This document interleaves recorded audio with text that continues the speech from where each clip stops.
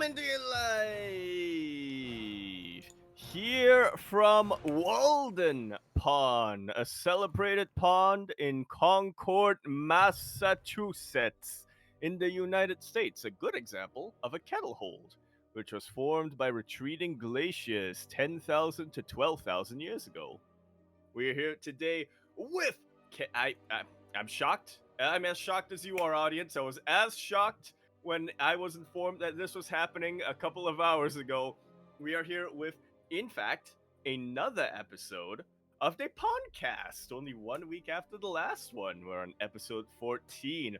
Of course, have drank way too much lemonade, as you can see. Yaku of the Zaku, and with me today, of course, is El Devorador de Gabagool, que tiene acceso a muchas piscinas públicas, like _VIP, and we are produced, as always, by Opiekun Rovirov Kitori Mojebik Prigi Microfonie.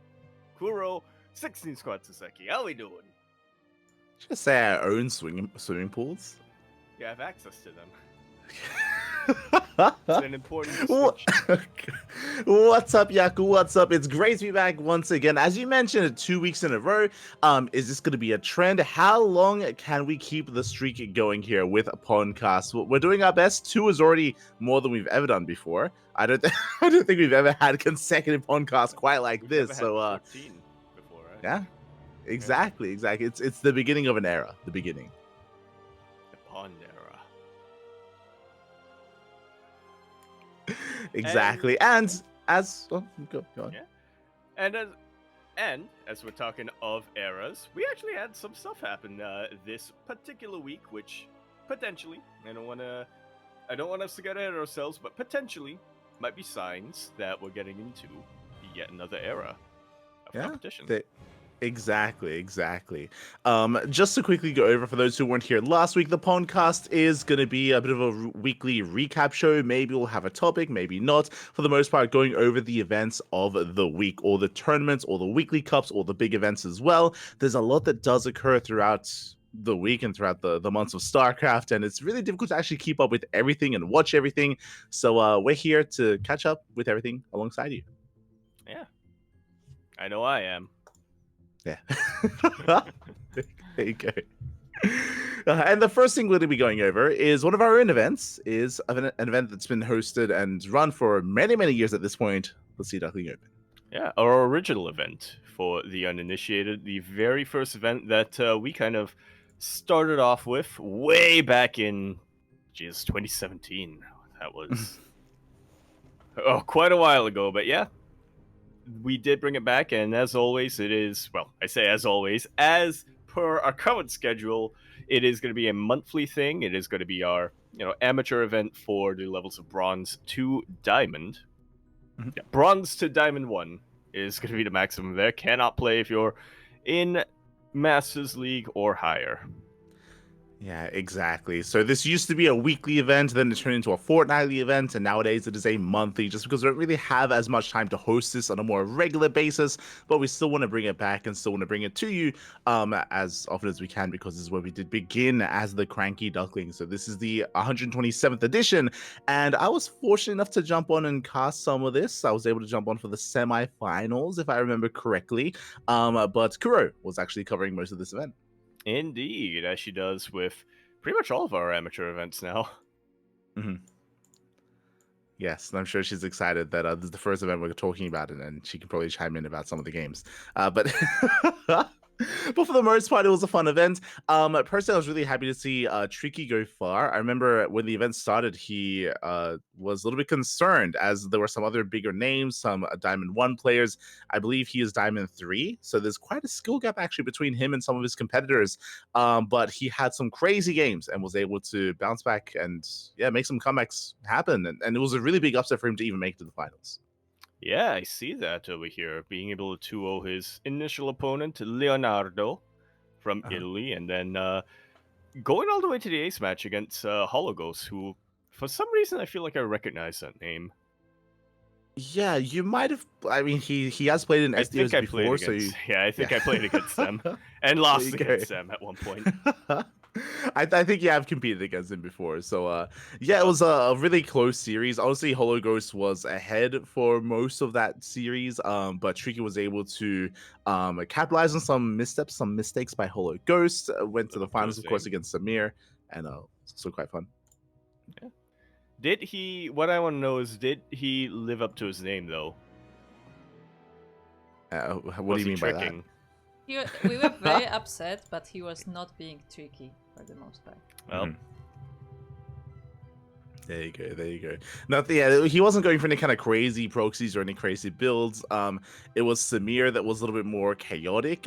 He competed previously under a different ID, that is Mar. AAR did compete in previous SDOs. And I think it was that's where I last know them. SDO. Yeah, last SDO he was the runner-up, and this time the first champion.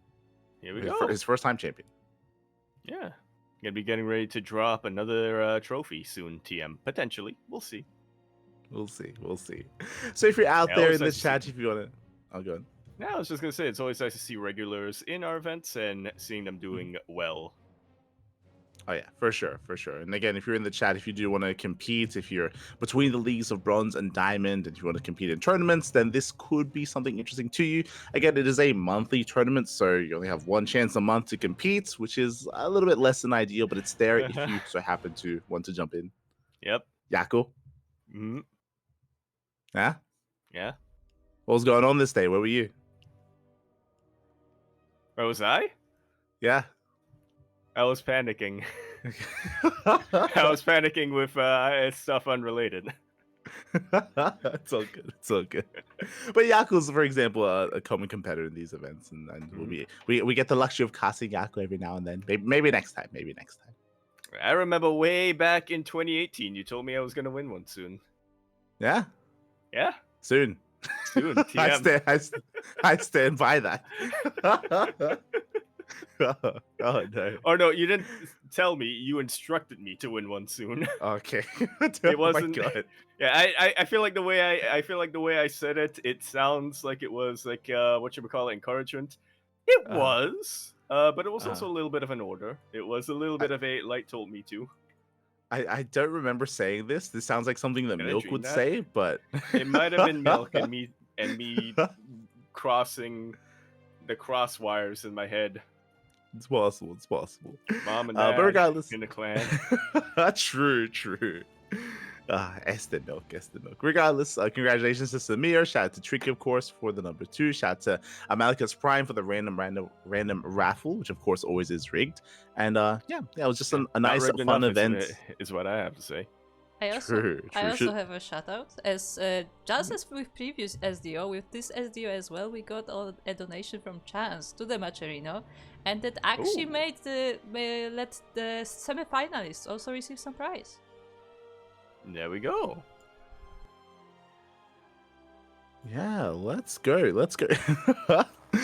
Yeah, we've gotten some support from the chat from Chance before for SDO, so we always do appreciate it. Chance, he doesn't just donate to this event, but he's also a Patreon as well for the CranKy Ducklings. So very, very passionate fan. Very passionate. Yeah, muchos obliged.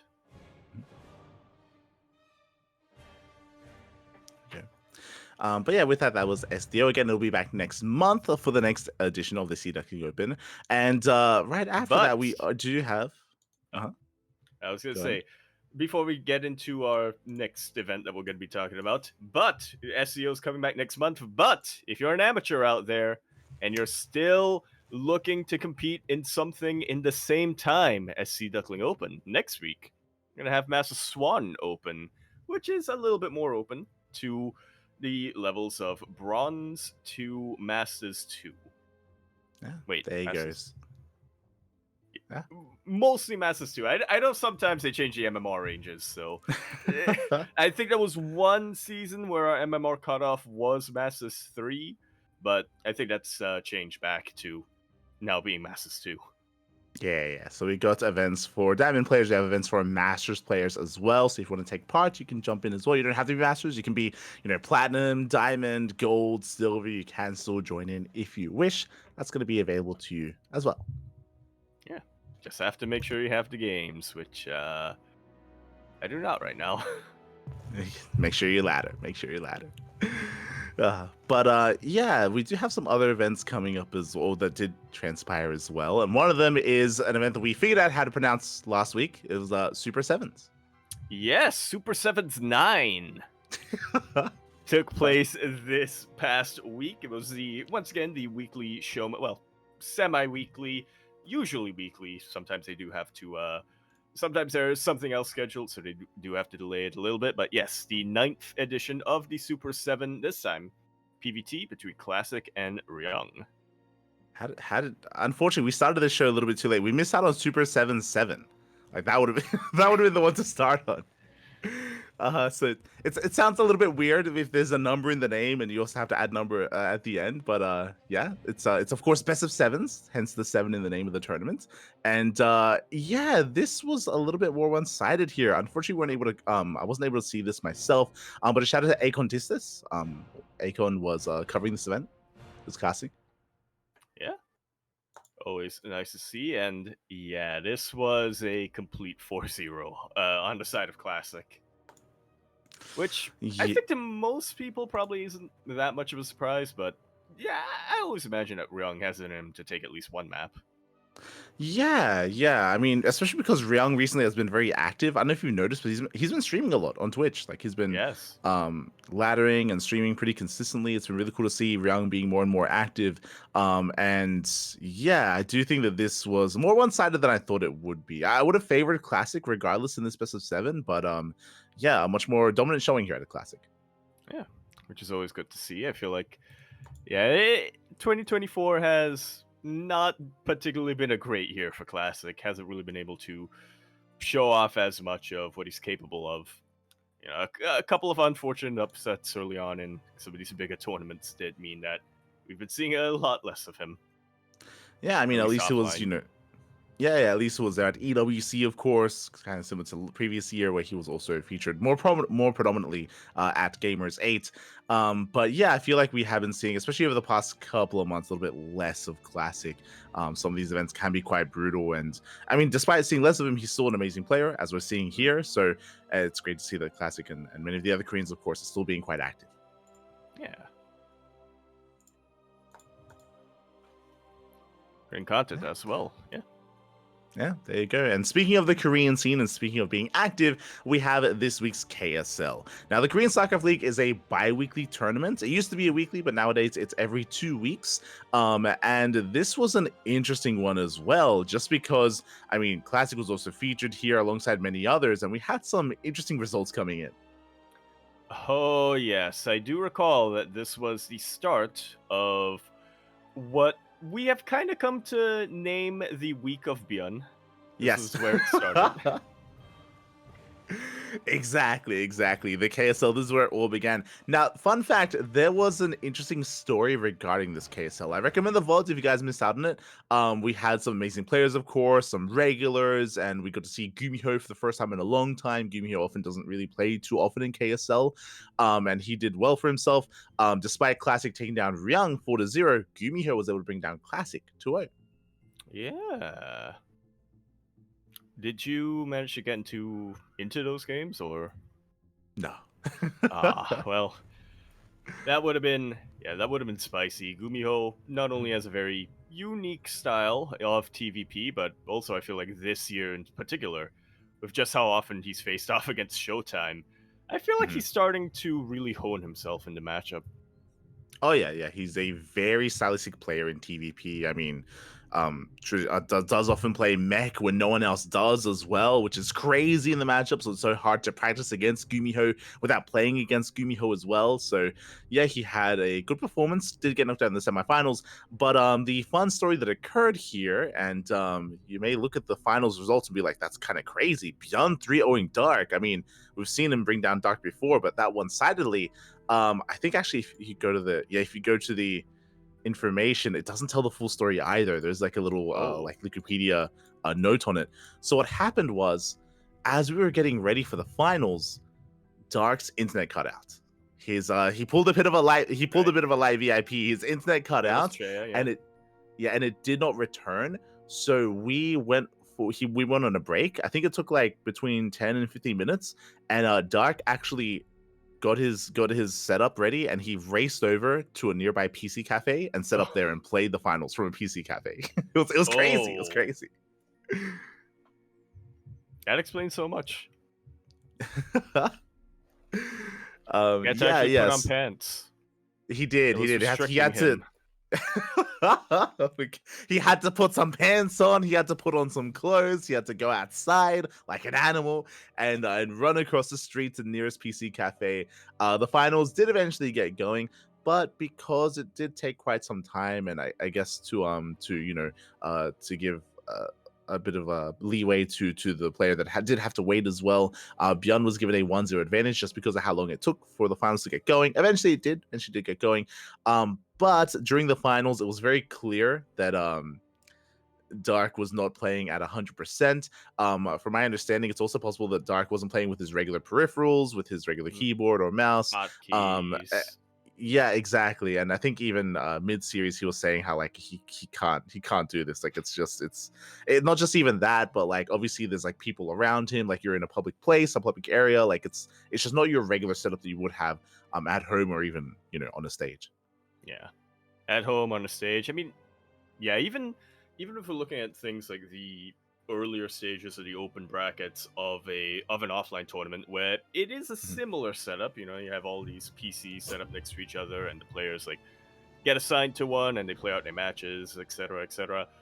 That's still somewhat limited, right? That's still it's not quite the same as a complete public open place where people are no doubt eating right next to you. Yeah, and not just that, right? Yeah, when it comes to those offline events, you have time ahead of time to set everything up, to get some practice games going, like to get used to the setup that you have. There, Dark, he just booted on up and just quickly get everything sorted and quickly like mess with some hotkeys and then just jumped in. And yeah, very clearly it was not the Dark that we're used to seeing, unfortunately. So it was a bit of a bittersweet way to end the tournament, just because like Dark was looking so good against Gumiho beforehand, Bjorn was looking so good against Shin, and the finals was a little bit lackluster because of that. But I also want to give a special shout out to Dark because I mean the passion is real, right? To go to the effort of not just forfeiting because there's no internet, but to get ready to go out to another like kind of venue, to go to a PC cafe just to play at the finals. I mean, that's dedication. And yeah, that's dedication, and it's also fiscally responsible that he didn't use hotspot. There you go. I think some He's people like out for his family. Yeah, couldn't he use hotspot? I mean, it's possible that especially if he's maybe with the same provider as his home internet, that maybe there was an issue not just with his home setup, but like maybe locally as well when it comes to the provider. I don't know. I remember at the time I was like, Dark, you got a name and shame. Who is it? Is it SKT or KT? Who is at fault here? Who is the provider at fault? Is there a third one now? There might be. There probably is. But unfortunately, that is how the case ended. Okay. I was gonna go full on like conspiracy brain, because if you'll recall, Dark was at one point the ace player for SKT back in Pro League. True, you're not wrong. You're not wrong. So you're saying that maybe after all these years they have it out for him. Maybe it's like a regular thing. We don't know this, but it was years ago during Pro League. There was a plan devised by KT to shut down Dark's internet to kind of prevent him from playing in Pro League, even though Pro League was played offline and in a studio venue. But you know what? They have never gotten over it. They've never gotten over that one time that they were beat by SK Telecom. So what did they do? They got together. They decided we're gonna shut down the player's internet, but then they forgot about it until a couple of days ago, and they were like, "Oh, are we still doing that? Might as well." I believe it. I believe it. The KT the KT management, they hold a grudge. 100%, they do hold a grudge, and that is known, especially against Dark Kappa. after all those years, shaking my head. So yeah, that's a bit of a fun fact. And so again, I do recommend checking the VODs if you're interested in maybe some more details of the events that were unfolding at the time, or even the matches themselves. Again, the finals was a little bit lackluster, but the semis was a lot of fun. It was very intense. It was great to see Dark competing against Gumiho, some really, really strong games. We were at the time following Shin's matches. Actually, we were following Lunacy into Green Earth, into Shin, into Shin, into Byeon, then into the upper semifinals. So yeah, that's the road that we went down. Yeah, it's a pretty good road, a pretty eventful road by the sound of things. Yeah, shout out to Dave Testa as well. Dave Testa, of course, he was also casting. I think this was also the week that Chicken Man wasn't available, so Chicken Man wasn't able to cover it live. But yeah, still plenty of coverage. Yeah, that's good to hear. Nice to see Mio Micah here as well, not sleeping in. True. Mia Micah did also show up. Great to see him, as always. But yeah, that was this week's KSL, and also, as you mentioned, the beginning of the week of Beyond. Indeed. What's coming up next year? I feel like that we got options of what to go next year if we're following this quote unquote week of Byeon, because that's how many things he's won this week. There you go. Jump into the STC. All right, the STC, our event. Sparkling Tuna Cup for the uninitiated. Yeah. Sparkling Tuna Cup number 63. That is also another CranKy Duckling event. This was over the weekend as well, right after the KSL the following day. And Byeon made his return. You're talking about Byeon competing the SEC. He has played before, plenty of times actually. Byeon has the second most wins in the Sparkling Tuna Cup. But the last time he played was in 2022. It's actually been a couple of years since he's played in one of these tournaments, in Sparkling Tuna Cup specifically. Yeah, as we can see here, pretty much taking 2023 off, or well, I should say the entirety of 2023 for whatever reason, just Byeon wasn't playing as much in online events, and especially not in Sparkling Tuna Cup, but it is glad to see him coming back, as you mentioned in the very, very early days. I think in actually the very first Sparkling Tuna Cup, Byeon was kind of there, and yeah, for a while it was kind of he was the tuna. He was for quite a while, and it was only until very recently when I believe Cristiano was able to overtake him with in terms of championships. Yeah, despite like you taking the entirety of 2023 off, and most of 2024. Yeah, Cristiano, he had a lot of catching up to do, and you were talking about eras before, the beginning of one era, the end of one other as well, and that's kind of the sense that I'm feeling here. I don't know if you noticed, but for Sparkling Tuna Cup, the vast majority of 2024 was we would always make fun calling it the Sparkling Protoss Cup, because we had non-stop Protoss champions for the majority of the year. And over the past couple of weeks, that's been changing. For 61, we had Nicorette. For 62, we had Baby Marine. For 63, we had Byeon. We've had Terran champions instead.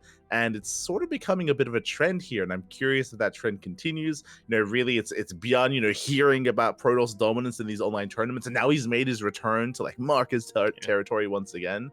I don't know what it is. Ryung. Exactly. He heard about the Classic series. Yes. Yeah. There you go. It all makes sense. We were wondering what sparked Byeon coming back to the scene and coming back to all these online tournaments. It is that best of 7, that super show match. Ryung went down without taking a single map. Byeon got upset. He was thinking to himself, how do I get back at all these Protoss players? Oh, they win all the online weeklies. Time to sign up. Yeah. Gotta hit them where they hurt. Exactly. The one place where we get Protoss champions. You're like, the one place where they're making money. I gotta take it away from them. Byeon, you're an animal. Oh my god. Byeon, calm down. Taking all this money away from the Protoss. So yeah, this is where this is kind of the continuation to that, where Bjorn, he had a very strong performance here, didn't drop a single map in Sparkling Tuna Cup. Usually, again, we have Protoss champions. Usually we have Christiana or Geralt or one of the other big Protoss players like Nightmare stepping up. And we did have Geralt and Christiana face off. It was a very close best of 3 between the two of them in the semis. Geralt also had a close best of 3 between Luna C in the PvPs. But alas, Bjorn, he's angry for the tuna. And he got the tuna. He got the sparkling this week. You did? Yeah. So that's the journey of Beyond here. But what's something else very interesting that I'm looking at here, Light, is beginning with Eba versus... I believe they go by top. I believe the full name is Hacker is top, but I think they said that they're fine with going by top, if I recall. We had 2 animals face off against each other in the very first round. Yeah, that was our first casted series. Actually, I'll be honest, I forgot about that until you brought it up. It was random versus random, and Hacker is top rolled Terran twice, and he went for a one base all in 2 games in a row. One base all, and if I remember correctly, I think Eba rolled Terran twice as well, and we had 2 TVTs. That's what Wikipedia is telling me, yeah. Yeah, it was 2 TVTs, and top, he just one base all in Eba twice in a row, and just took him out. Yep. It's crazy. The one race that Eba hasn't been practicing, that's unlucky. Yeah, I mean, hey, Eba, he had the confidence to roll random, so I mean, it's on him. It's on Eba. I'm shaking my head. But yeah, it was a wild way to start the event. It really was not ready for what was to come. Nicaract, he was a lot more adept at holding against the one base all in. Hacker's top also tried that against Nicaract. Nicaract was able to shut it down. And yeah, then we had, of course, the dominance of Bjorn. Something very quick to touch on as well is I was very impressed by GG Machine. GG Machine, he had a series against Christiana, and I do favor Christiana. He's one of the stronger Protoss players out there at the moment, especially in the European region. But yeah, GG Machine was able to take a map. Not bad. Yeah, it's pretty good. Player to look out for. For sure. What's next, Jaco? Let me open up the plan where we did carousels. We have coming up next is yet another one of our events, which was yet another event that Beyond won. It was the Tenacious Turtle Tussle. Tussle? No T. No, 3 T's. Wait. Bjorn, he became the tuna on Sunday, and then on Monday, he became the turtle. There you go. Again, the 15th edition, the previous edition of this tournament was on Monday, and this was actually the first replacement tournament for the EPT weeklies that we did host, but there were other events that wanted to take that slot, so we did move this event over to Sundays now. So Tenacious Turtle Tussle, at least in the land of the Americas, is going to be on Sundays instead of Mondays, and instead another event has kind of taken that time slot, but this is Monday. Still... Yeah, I mean, it's Monday for us, me, right? so yeah, for sure. Monday for us. But yeah, so this has been switched to another day, but it's still a weekly for the next 6 weeks at least. And as you mentioned, mate, I know what it is, but beyond, you know what I think it is actually on top of not just the revenge. Okay, clearly he wants to avenge Ryung for what happened over the weekend, what happened in that show match. But how does he exact that revenge? He looks up online. Sign up list. And he found Kuro's tournament sign up list, and that's like his hit list. That's how he knows. That's how he's been playing in everything. Yeah, he's just crossing out names one by one. Yeah.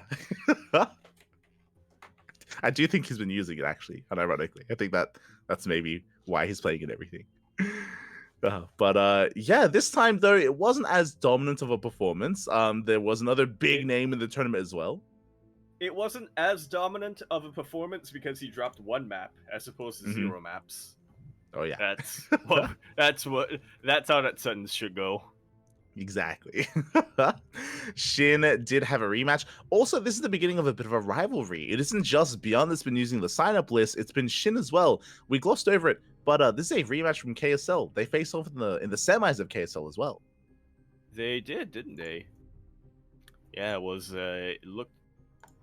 it was a fairly close series in the end there, but Bjorn did take it and then ended up having his finals against Dark there. But yeah, Shin, I mean, he's very active when it comes to these online events in general. It's been a while, I think, before last week, since we saw him in one of our specific tournaments, but he's always been around for things like the EPT Open Cups, for KSL, etc., etc.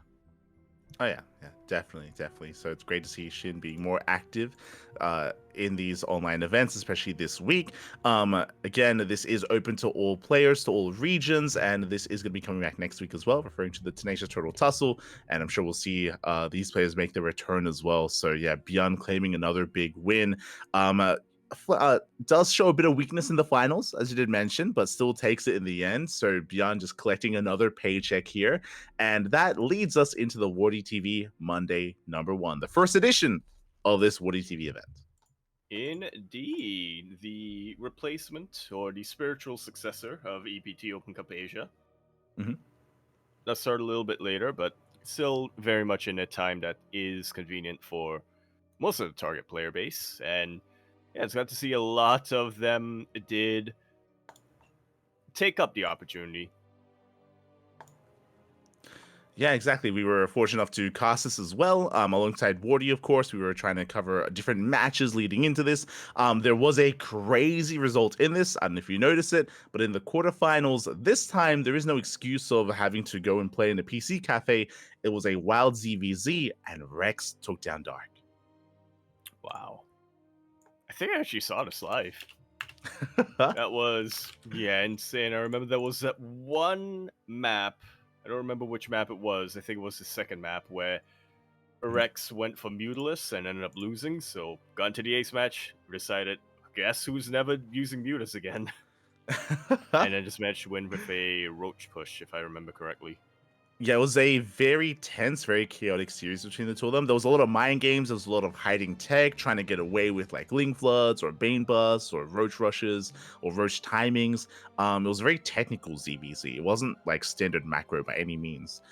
So yeah, I do recommend checking out Rex versus Dark. It was very chaotic. Rex, it isn't the first time that he's beaten Dark, but you know, it's been a while, right? He's done it like maybe once before, and he's done it again here. So really impressive showing by Rex. I was very hopeful for Rex coming into the semis, but Gumiho was on a bit of another level here, and I'm sure Gumiho was happy to see that this time he didn't have to rematch Dark from KSL, and did avoid him in this week's semifinals. Yeah, I would as well. Or I would be, if I was Gumiho, somebody who does have that penchant for mech and does have a way to shut down a lot of these sort of Roach-esque styles that Rex likes to pull out, I would have been glad as well. If I was in his shoes. For sure. So Gumiho did advance on. Bjorn took down Classic. Let's go once again. Bjorn avenging Ryung to be able to make it to the grand finals. And the finals was very intense. It was a best of 5. Fun fact, there were a lot of short games in this series. We saw multiple, as you can imagine. Yes. Yeah. Oh, you remember. I remember things. There were a lot of 2-axes. Failed and successful ones as well. It was very crazy. Yeah. That does explain how it... That does kind of explain how it got that close. My memory is faulty, but... And you'll have to correct me, Light, and in fact, you'll have to, but I might not be receptive to listening to you, but in my mind, in my memory, Bjorn just did 2 racks 5 games in a row. That's not what happened, but... what was crazy was... Yeah, there was a game where Bjorn proxy 2-axed and it failed, and there was also a game where Gumiho proxy 2-axed and it succeeded. Like Gumiho was able to kind of like out Bjorn with Reaper control, which was very impressive. But yeah, we did have a lot of chaotic, kind of intense games that ended in the early game or early to mid game. I think there was one like longer kind of macro game between the two of them, and it did barely go the way of Bjorn. But it was a very close series. I mean, as you can see here, it went all the way to the ace match.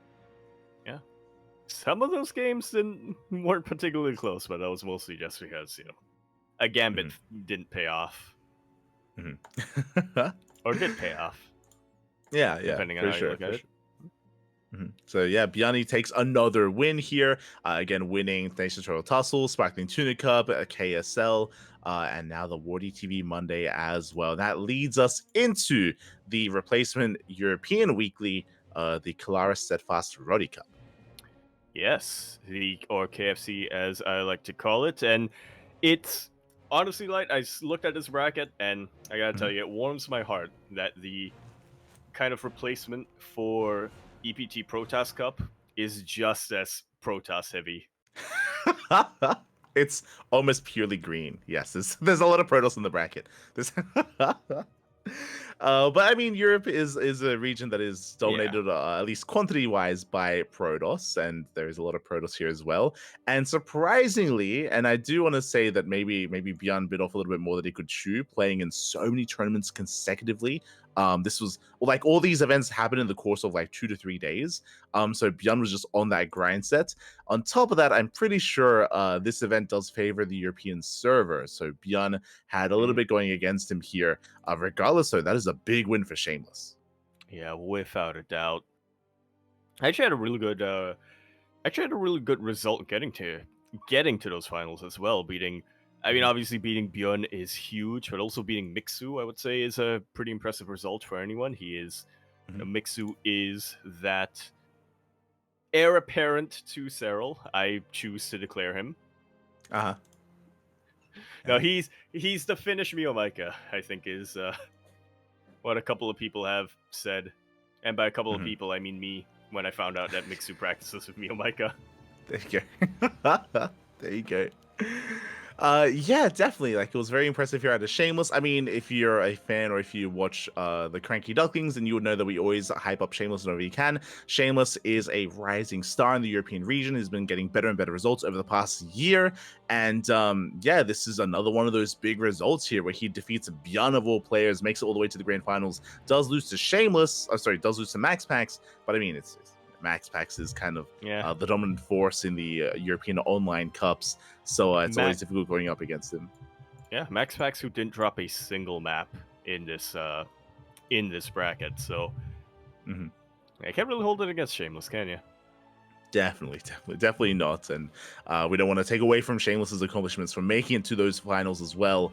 And yeah, it's just been really cool to see Shameless's growth over the past now 10-ish months at this point. Okay. Yeah. I thought you were gonna say 9-10 years. So I was like, hold on. I'm pretty sure he started competing after that, or it was more recently since Shameless started competing. For sure. So yeah, really impressive. And Shameless is always one to keep an eye on in these online tournament brackets. I mean, he was also active in our own tournaments as well, as he usually is. So yeah, if you're out there, if you're maybe looking for some new kind of or up and coming players and some newer faces on the scene and some rising stars, and Shameless is one to keep an eye on in these tournaments. Yeah, I do have to agree with you there. But unfortunately, the morning after that took place. Unfortunately, Björn did end up getting his revenge on Shameless, taking him out in the semifinals of the Ursasaurus Cup. There you go. Yes, the Ursasaurus Cup. This is the event that we did, of course, make way for. We did move the Nation Turtle Tussle over to Sundays, and now this event takes the America's Weekly Open Cup slot instead. So yeah, shout out to Ursa TV and Stegosaurus for sponsoring and hosting the event. We, of course, did take part when it comes to covering it and casting it as well. And when it comes to this event, I'll be honest, looking at the brackets, I was like, yo, are we going to see Beyond versus Shin again? And is Beyond just going to win another weekly? And he almost did. He came close. Yeah. Very, very much so. And I'll be honest. Go on. Yeah, I was just going to say, I was only able to catch one map in this entire tournament. It was Beyond versus Shin on Post-Youth. And I gotta say, I think I was as surprised as everyone else when we saw the GG and the name that flashed up was Shin and not Björn. Yeah, Post Youth was crazy. I remember Post Youth was a game where Bjorn was like going for a 17-minute all in. Like, like he was all in for most. Oh, sorry, that was Side Delta. My apologies. Side Delta was when he was just all in for the entire Oh, game. well. Post Youth was a wild one as well. Like it was a very very intense series between both Bjorn and Shin. Great to see them. I mean, Shin gets his revenge, right? We mentioned before that Shin did lose to Bjorn in 2 weeklies this week. Yeah. And in a way, we'll see if this continues, but in a way that kind of felt like a bit of the finale of the Beyond era. You have the Beyond week. Of the Beyond week, yeah.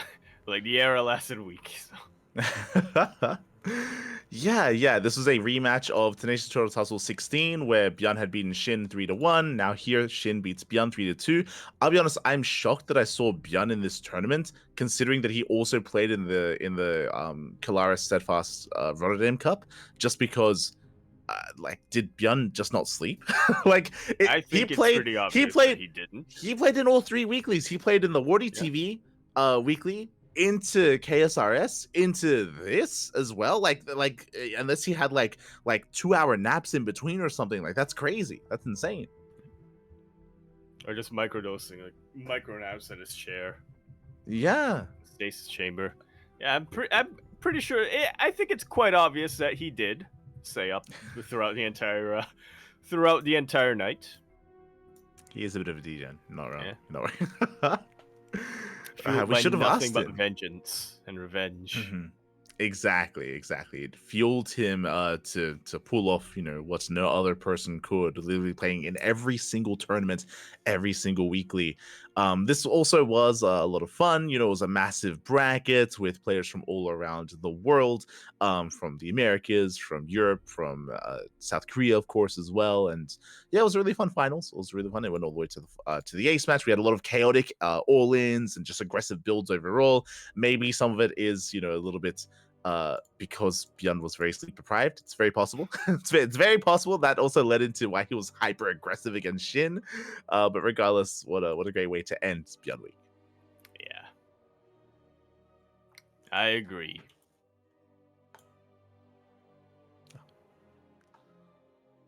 Yeah, and with that gets into the rest of our weeklies. But also, it's really interesting to see which players did turn up and which didn't. Just quickly going over all the replacement weeklies, it did feel very kind of like Bjorn and Shin dominance. They were playing in almost everything. Not just them. I mean, we had Dark popping in, we had Gumiho popping in, but there are some players that were absent for this, and I guess a big part of that actually would be because a lot of players are traveling. We'll get into that later on, but because of the event that was happening in Bulgaria, players like your Showtimes or your Clems, some of these other big names otherwise wouldn't have been available.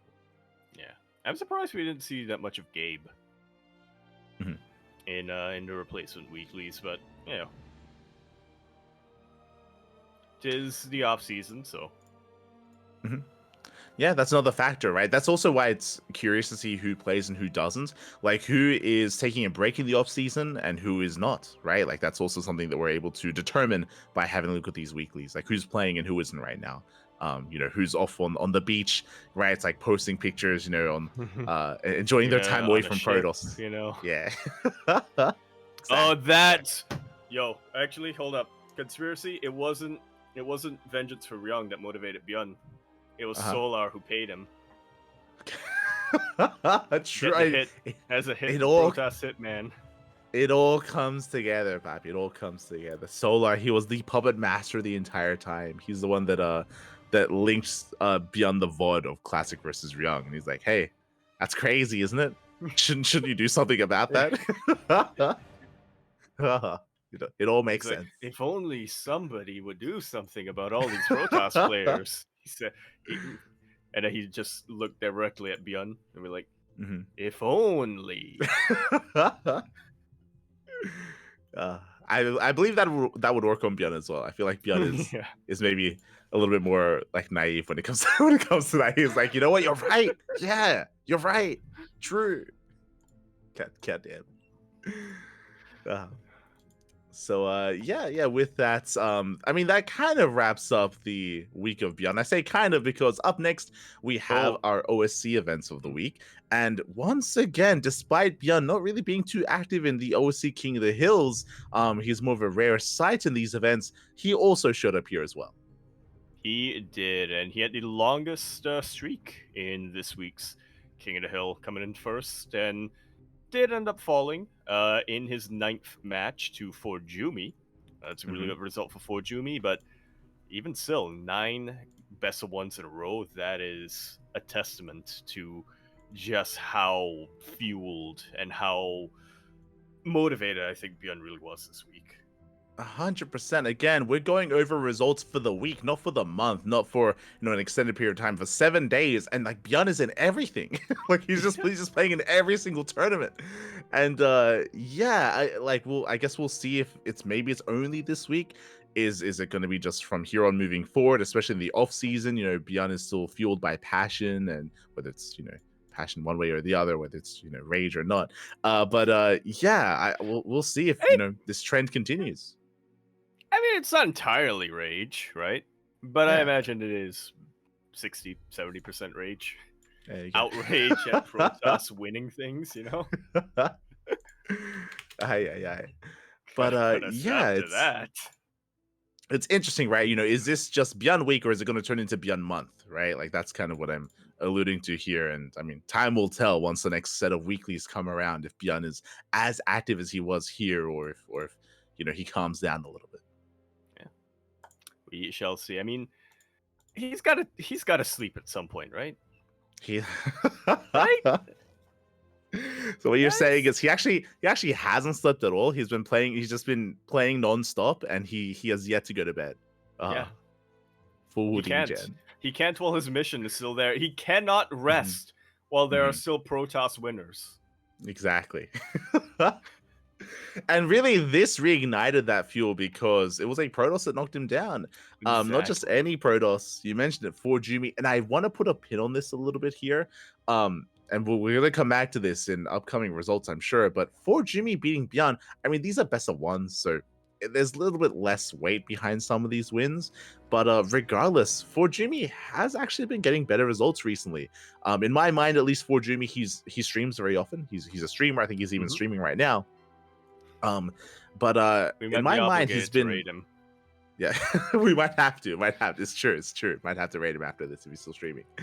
But yeah, like this is a big win for him, and I feel like he's been going under the radar. Like I feel like when I think of Protoss players in Europe, I think of when I think of people that are like rising the ranks and not quite at the very top, but I think of like Geralt, I think of Christian, or I think of Harstem, I think of even Arch, the Polish art as well. I don't necessarily think of Forjumi that often, but maybe I should start thinking about it. Yeah. Maybe.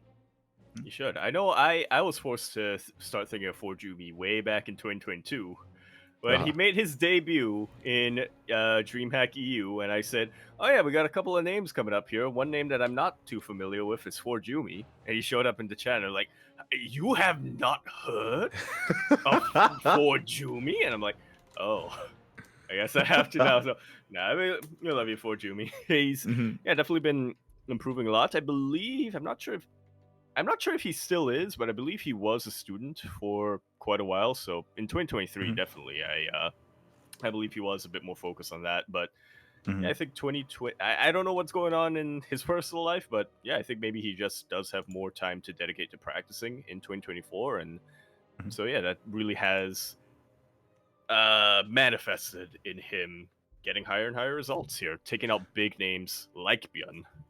Yeah, again, like Forjumi just hasn't really been active even this year. Like he's the reason why I don't necessarily think of him too much is because he's not signing up every week for Sparkling Tuna Cup or Station Turtle Tussle or ESL Americas. Like he's not as active. But nowadays he has been, he has been competing more and more. In the chat, there are some people bringing up his series against DRG. We spoke about that last week in OSC midseason playoffs. But yes, Forjumi did recently beat DRG in a best of 3. Here beating Beyond in a best of 1. Like these are really good results in a very short period of time. Yeah. And hopefully it keeps on going. Hopefully we get to see him in WTL as well. For Platinum Heroes. It's been of has yet to be fielded, but fingers crossed for the next season. Yeah, fingers crossed. We could see some more Jumi in the coming weeks. As we do wrap. I'm full on a Jumi bear at this point. There you go. I have joined the ranks of the Jumi bears. Quickly going over some of these other results, Jumi, he did go on a short win streak, and then Nickrat cleaned up house. Nickrat is another big name to keep an eye on.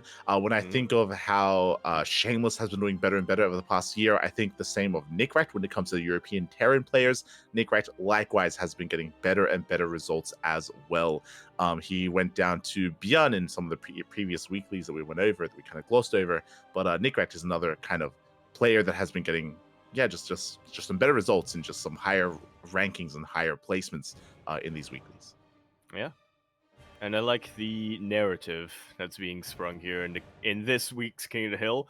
Björn, he fell to Forjumi, but he was avenged by his heir apparent in Nicoract, who ended up becoming the final King of the Hill, or ended the night as the King of the Hill, and will be, I believe, later on tonight, is it? Tonight or tomorrow night, going to be defending his title. Yeah, there you go. So Björn could rest easy knowing that there was a Terran King of the Hill, despite his downfall in the tournament. So he was able to rest a little bit. If Forjumi or some other Protoss player takes out Nicoract, though, Björn, he's going to drop everything that he's doing. He's going to race back home and be like, Eddie, put me in. He's going to race to a PC bang or something. Oh, yeah. He'll be back in there. We'll be back in. As with that, we have the rest of the OSC events, of course, followed by the OSC Elite Rising Star number 12. Now, this is an event that's happening over the course of an extended period of time. The entire event isn't happening all at once. It is being covered by replays, from my understanding. So we have like a set of matches, then another set, then another set. So it's been slow progression here, but progression nonetheless. And we do have the upper bracket semifinals being played out. Yeah, they are going to be played. Possibly they might have already been played out, but yeah, they haven't really been. We haven't really gotten our hands on the replays yet. So obviously, if you're wondering why either the challenge bracket or Liquipedia bracket hasn't been updated yet, that is why we want to avoid those spoilers. But yeah, it's nice to see Nikic and Young Yakov making it this far. Yeah, I brought this up last time I casted Young Yakov, and I feel like I still should. Young Yakov, he's also a player that, like, a lot of people were talking about Young Yakov, like in 2022, like he was getting better and better results, and then last year he kind of stepped away, or especially end of last year and beginning of this year, like he was suddenly less active. I don't know if maybe he was focusing right on like studies or on school or something, but he hype around Young Yakov kind of died off for a little bit, and he started being less active as a player. And then over the past couple of months, he did pop back in. He started playing again, started getting better and better results, and it's good to see the return of Young Yakov. And yeah, bringing down Forjumi 2-1. I mean, hey, that's something that DRG couldn't even do. Yeah, just saying. Yeah. True. And it was the same matchup, It's also Exactly. a ZVP, so.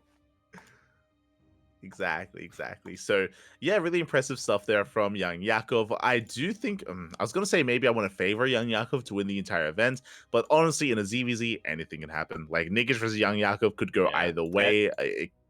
It's gonna be crazy, especially against a player as aggressive as Nikic, right?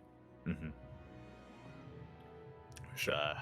I have to imagine a very explosive. Is it best of 3? Let me double check here. Best of 5, I believe. Oh, okay. Yeah, Upper that best finals, of 5. lower bracket finals, and grand finals. So best of 5. There we go. There we go. So definitely look forward to seeing that, and I wish both Nikic and Young Yakov the best of luck. Likewise, none of the players have been eliminated yet. The lower bracket matches have still not been updated, so yeah, there's still potential for some other kind of rising talent to make it through that lower bracket. You have Shameless down there, you have Nicoract down there as well, you have Spats and many others. So yeah, someone can always come out of left field and take it away from Nikic and Young Yakov. Yeah. A lot of wild cards. And especially For because sure. it is an extended tournament, right? It's not just played in one shot. You do have a little bit of. There is a little bit of an element of planning involved that you can utilize. So I'm excited to see what similar players come up with here. For sure, for sure. And before I get ahead of myself, a shout out to Heisenberg in the chat. Gab, I mean, thank you so much for subscribing with the tier 1 sub. So thank you so much. Hope you enjoy the content and welcome to the PondCast. Usually we cast here on the CranKy Ducklings, but we're trying to host this on a weekly basis to catch up on all the StarCraft. We've already gone over so much, and it's just so hard to. I mean, you have to be as passionate and as fueled by rage as Bjorn to watch all of this. Like he plays in all of it. To watch it all is you have to match that passion. It's crazy.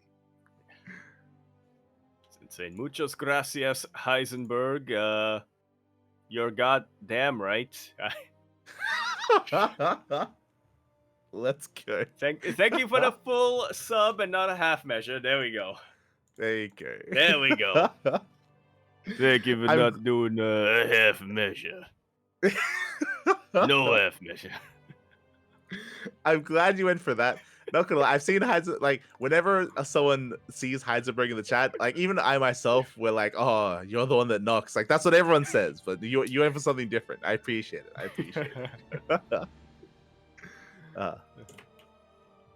Yeah, with that, we have ding, the... ding.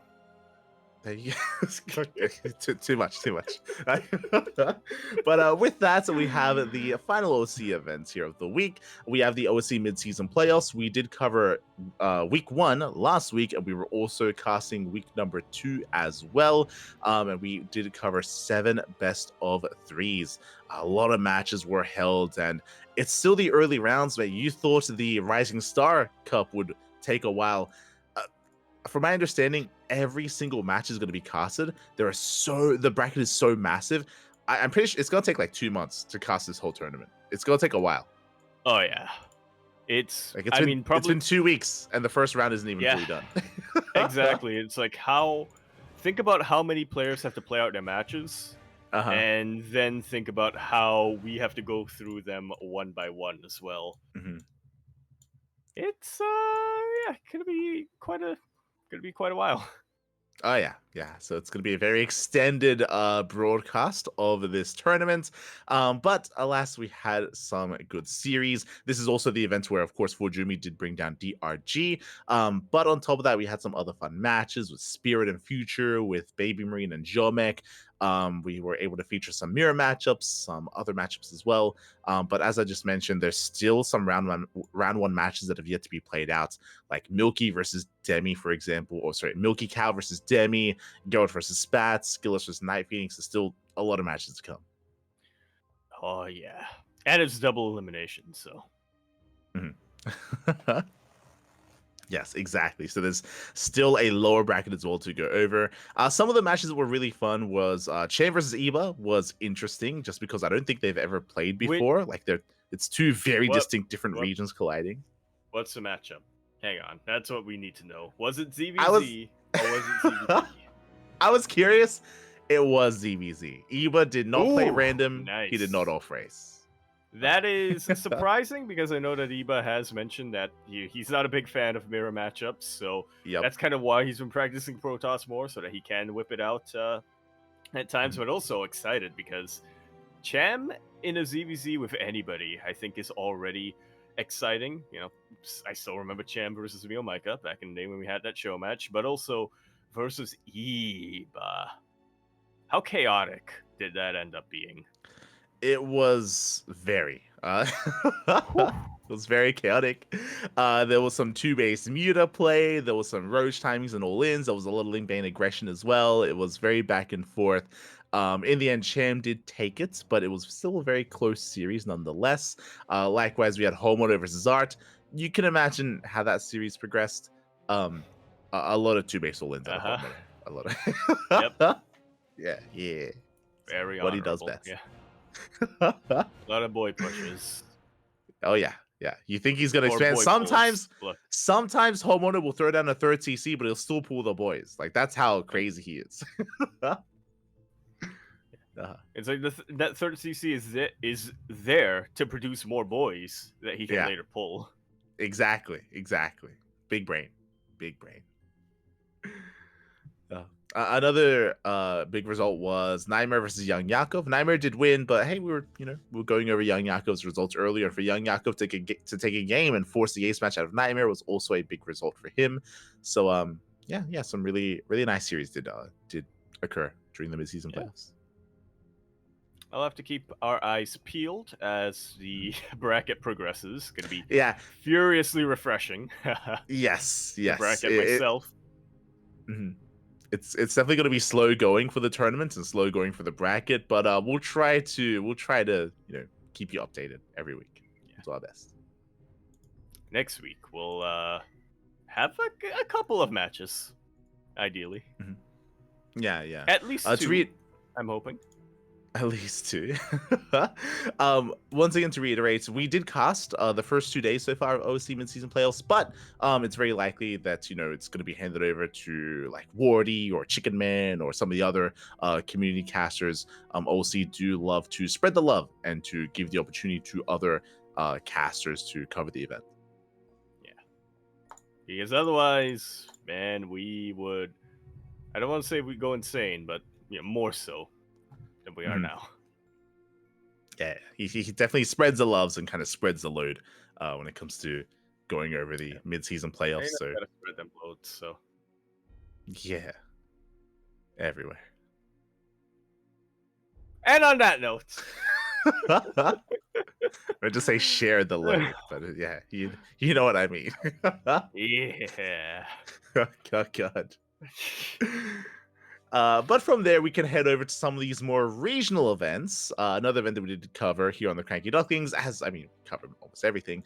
It was your bi-weekly Brazilian tournaments, Code for Giants Cup. Indeed. The 10th one happened about a week ago, this time with a familiar face, somebody who has been around for a very long time in the Brazilian region, and somebody near and dear to our hearts.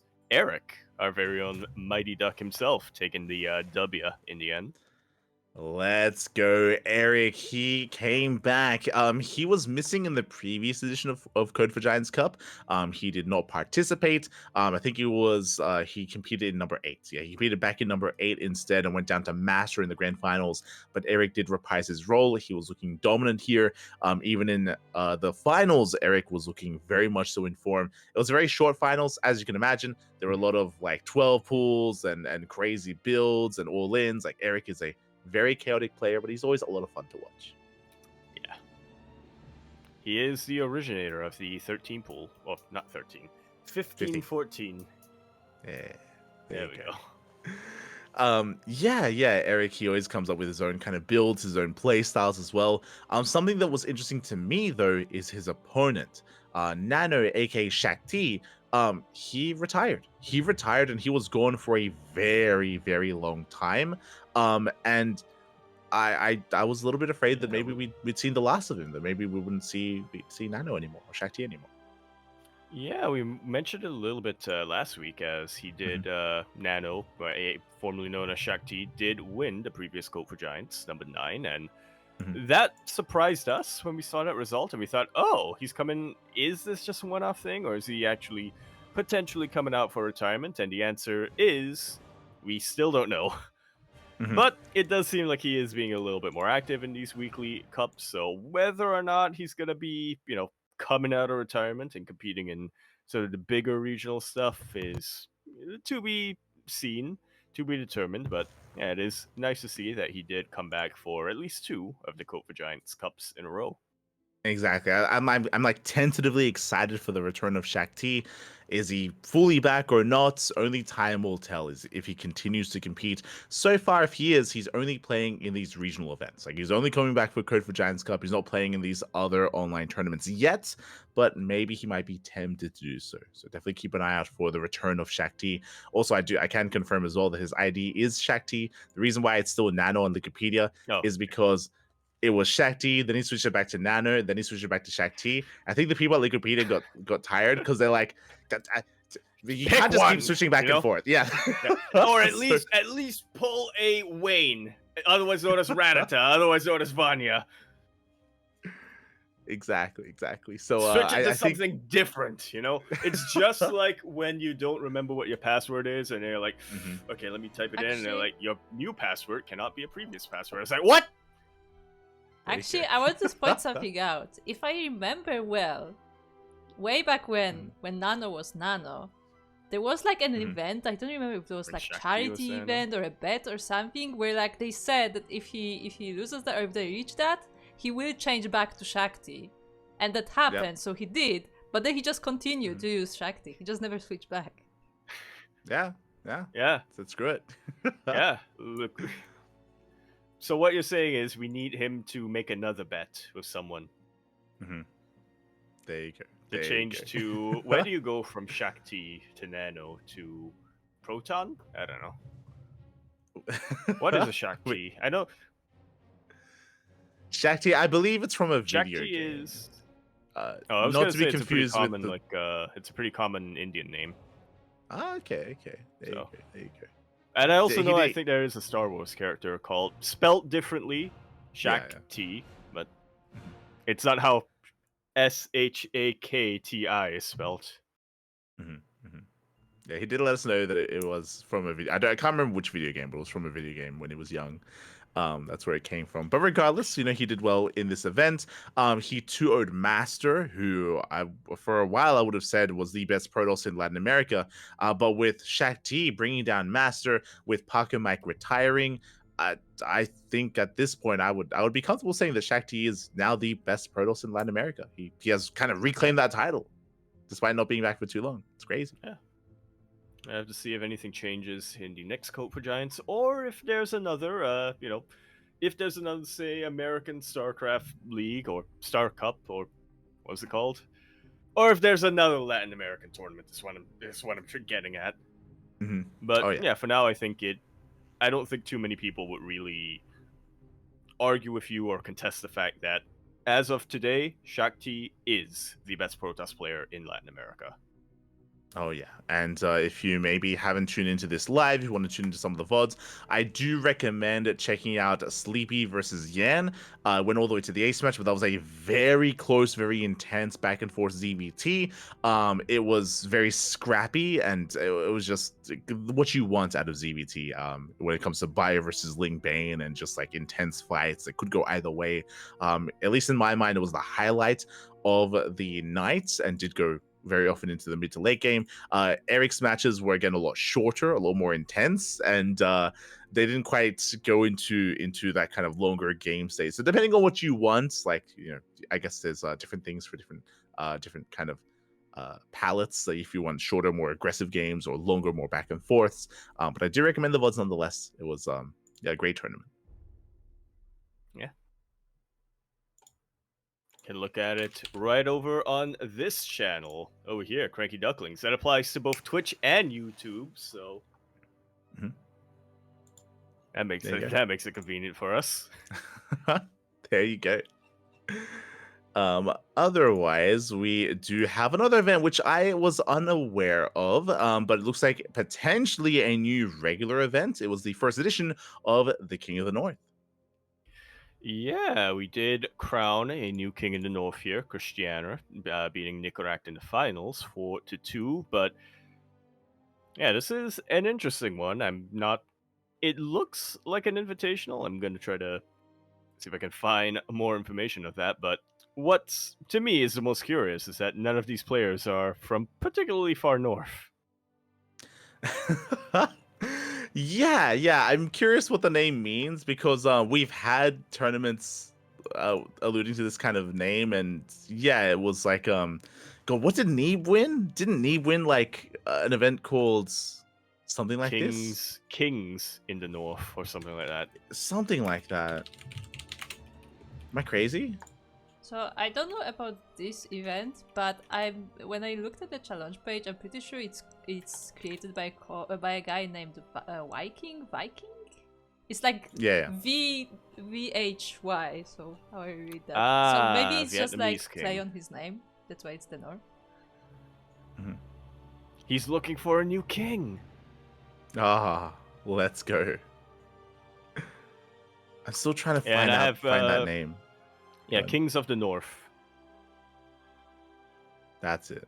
Kings of the North 2016. Maza actually won that one in a very close series against Neeb back in 2016. Ah, there you go. No, there but you Neeb did go. win one. Neeb did win one. Where he beat Kelzer.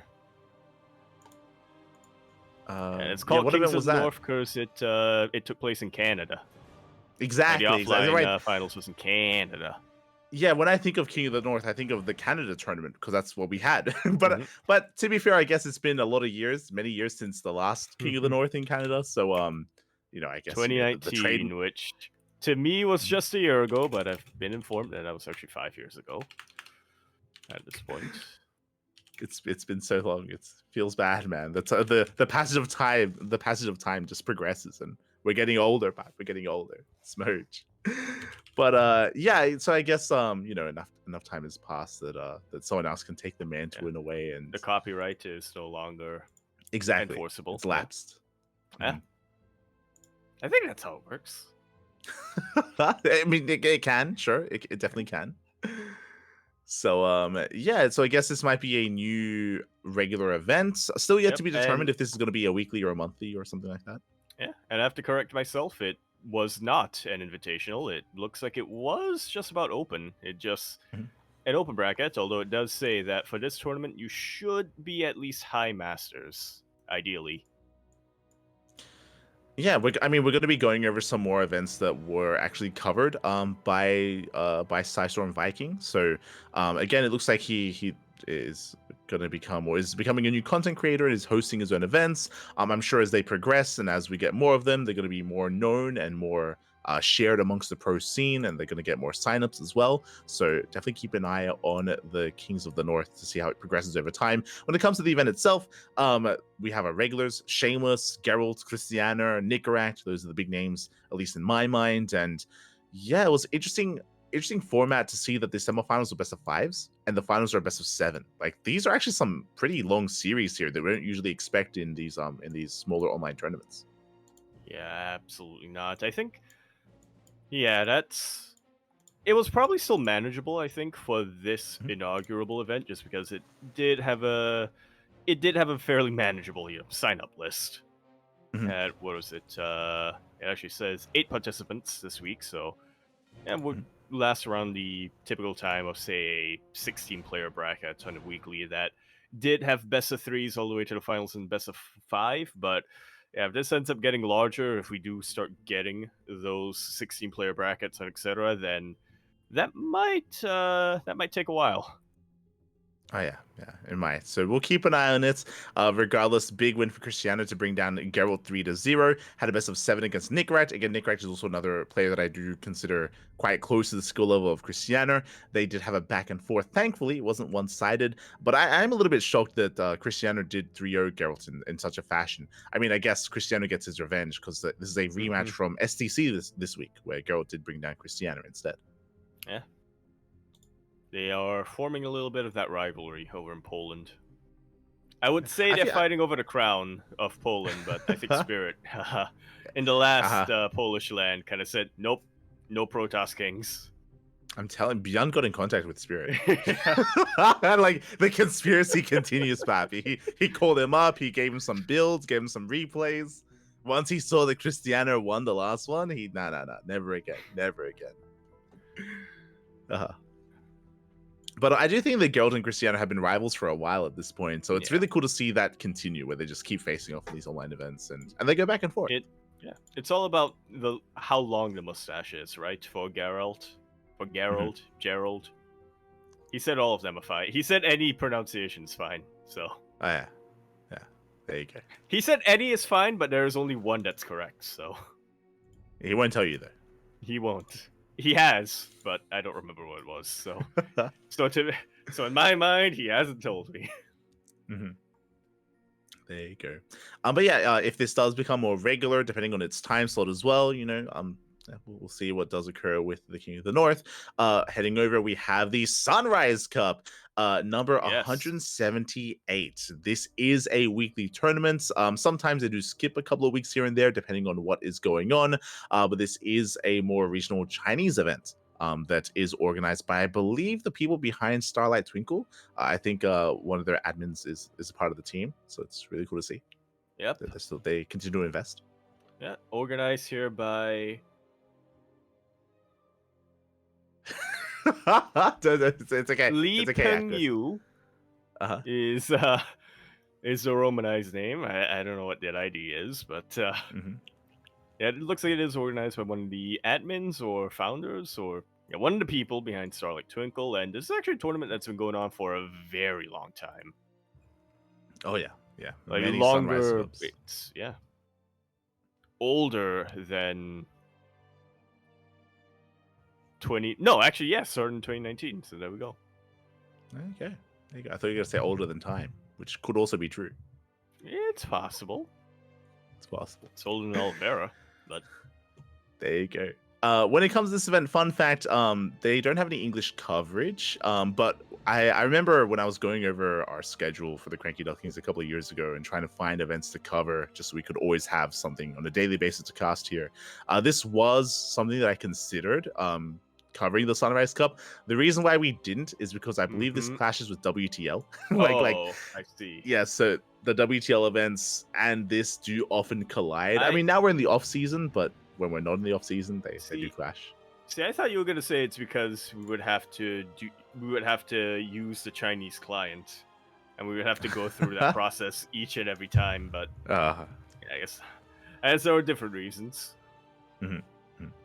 For sure. But yeah, I've always been interested. I mean, a lot of these players we're quite familiar with, like Nanami, Chiaki, Oriana, alongside other regular competitors. Yeah, Triple H as well. Let's go with the steel chair. And yeah, it's a bit of a shame. It looks like there was a walkover. Honestly, I feel like Nanami versus Oriana would have been a close series, would have been a lot of fun, but it looks like something did occur. Yeah, that is finals potential, if you ask me. But unfortunately, it did look like Oriana had to give it up, or just give up the series. Yeah, that is unfortunate, but I agree. I do think that they would have been great finalists as well if they were able to avoid each other and face off in that best of 5. In the end, Nanami did take it, so congratulations to Nanami. And yeah, hopefully next time we're able to see Oriana and Nanami face off, and hopefully next time there is no issues here. Best of 7 or best of 5. Well, best of 7 as well, but realistically, it's probably more of a best of 5. For sure. So hopefully next time they can face off. Meanwhile, we do have our next event, a very interesting event. It is the Platinum Hyper Cup number 8. Now, what is interesting here is that this is a semi-regular event. I think it's like a monthly. Every single month is a new Platinum Hyper Cup, but every single time there is a new kind of quirk. There's a new kind of theme to the event. Yes. And this week, the theme was only one player per country. I don't know how they decided that. Yeah, I don't know how they decided that. Like, right? Like, is it just whoever signs up first? Like if Geralt signs up like 1 second later than Arch, he just can't play? Yeah, is it that? Is it they decided amongst themselves, or is it full on like a race where they had to, whack each other for the last person standing? Did they have to go through a gauntlet against their fellow countrymen, and then the winner at the end of it would be the representative? Or did they have a council like the Aussie boys had a couple of years ago, where there was only one PC between all of them, so they had to choose a representative? Yeah, it's. I'm sure each nation had their own way of determining who to send out. I'd like to say that maybe some of them had a council, maybe some of them had like an FFA, just like a best of 1 FFA winner will represent. Regardless, that was the kind of the theme here for this Platinum Hyper Cup. So that's why there's only Art from Poland. We have 3 Point from South Korea. I believe Homono technically from Japan, so he can slip by with that Japanese residency. He can slip by with that. Yeah. Go Joey from Hong Kong. Kojumi from Germany. Yeah.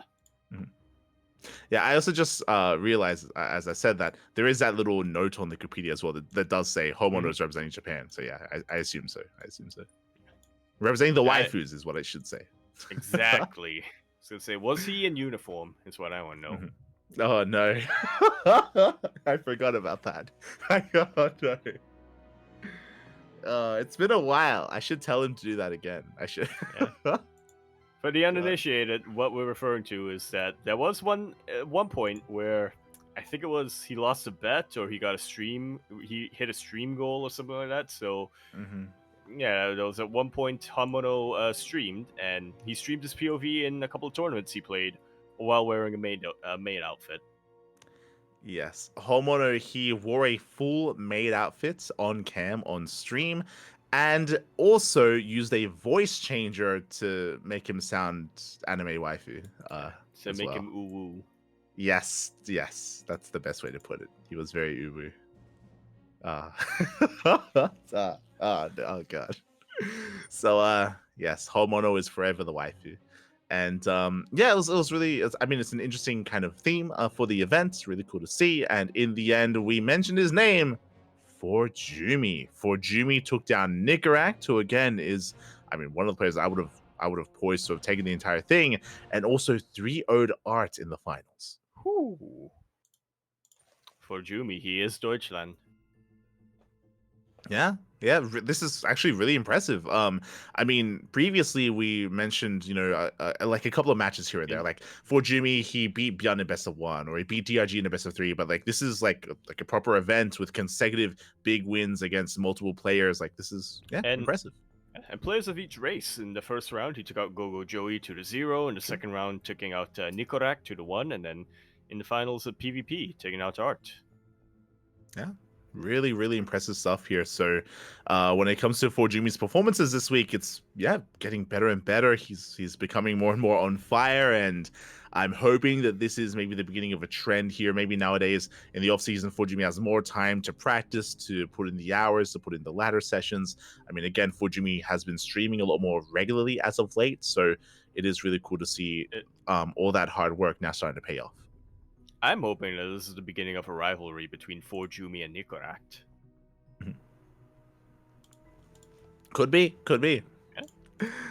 We'll keep an eye on both Forjumi and Nicorak as we do head on over. And the next event was, I believe, more of an impromptu event. I don't think there was much planning behind it, especially considering the format as well. But that is the Dave Testa Open number 8, the only one of the year.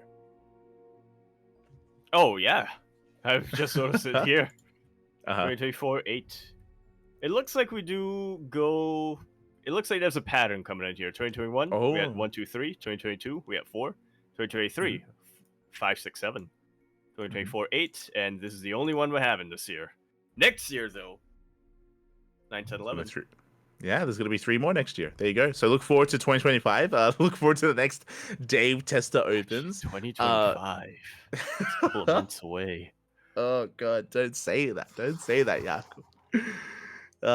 But yeah, so again, this was very impromptu. What is crazy to me is that it's all best of 3s, not even a best of 5 in the finals. So yeah, just very quickly kind of put together tournaments. But it is really cool to see some love given to the NA scene. It looks like maybe it was an NA invite, or just to whoever was around and whoever was online. And a shout out to Patty Mac, who has actually been a lot more active over the past, I want to say, month or so.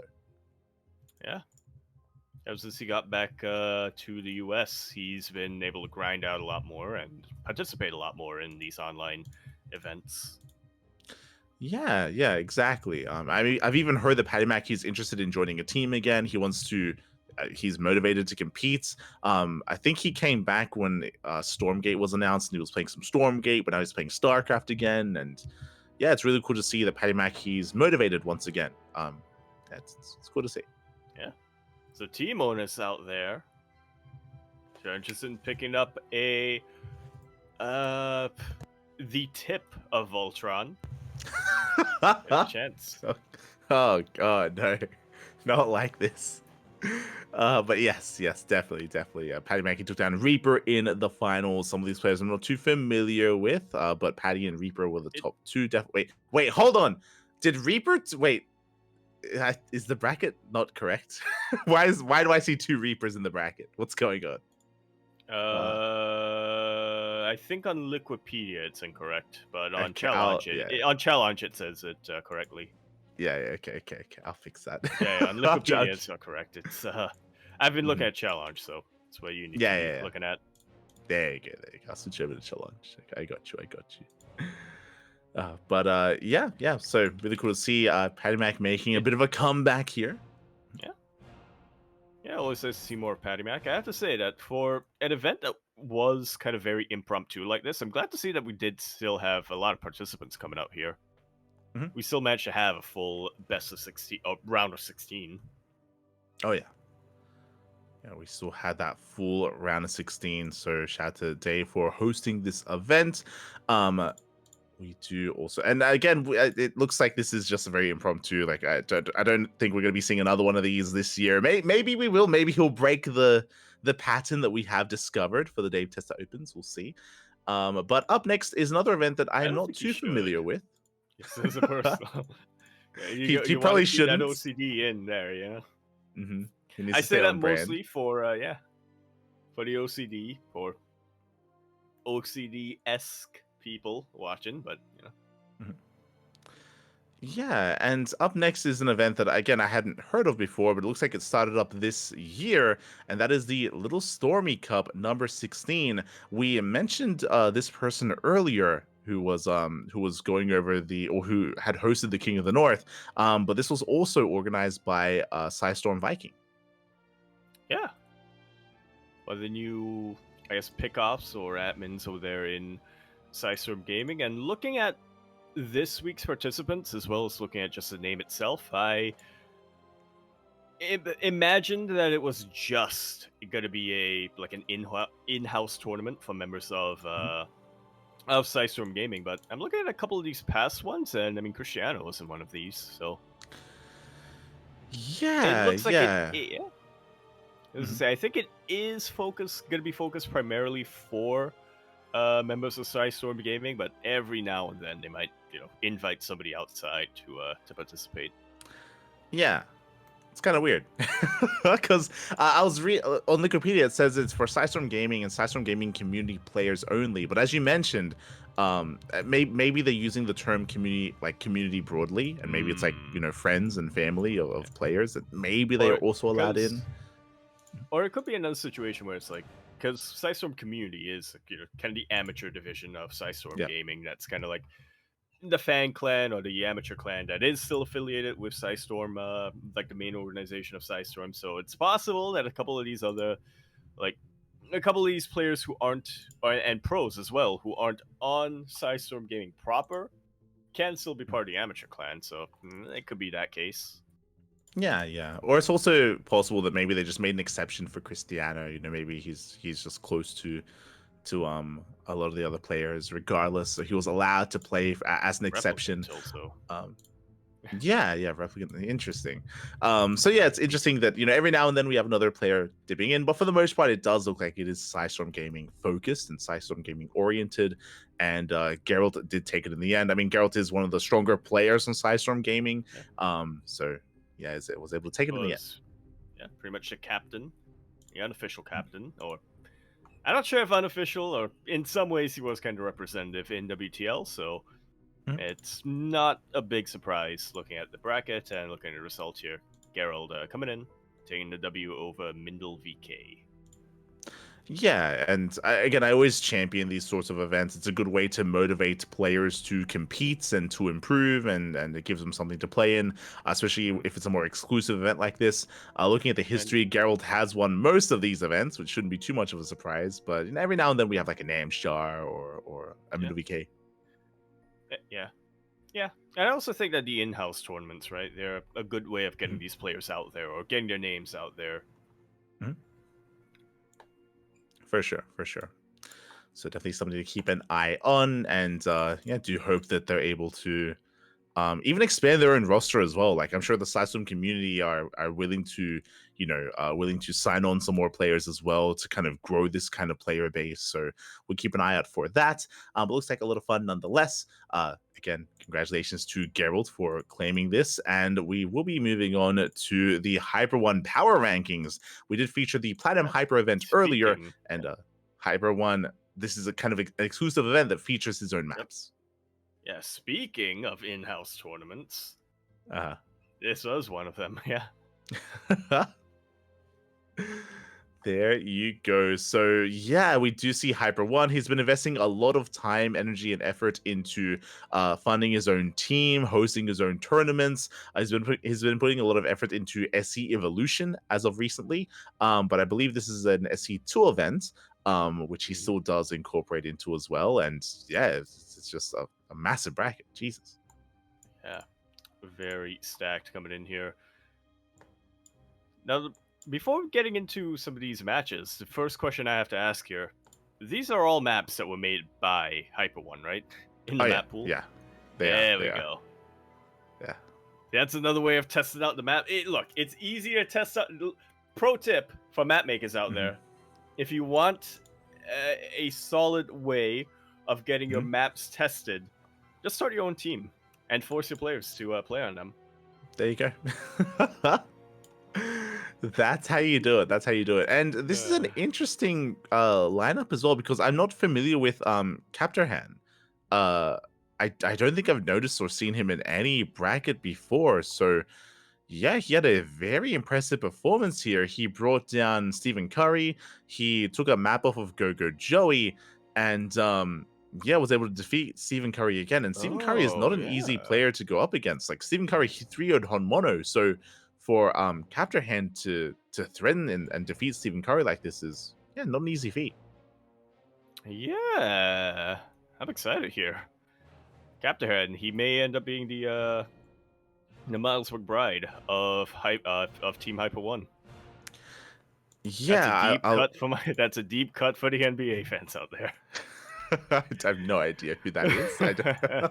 But okay, I'll take your word for it. Yeah, just like Miles, all mate Miles. Yeah. Yeah, I might actually reach out to Hyper One for this, just because I'm curious as to how he found him and if he's played in other events. Because again, like we go over this show, we go over weekly tournaments, we cast a lot of tournaments, we have a look at the brackets, of course, and it's a name that I don't think I've seen before. I just haven't noticed. Neither have I. Yeah, that's honestly, I'm kind of surprised that there are that many players in in Team Hyper One, but yeah, that's really cool to see. Looks like they are in the kind of the amateur or the B team.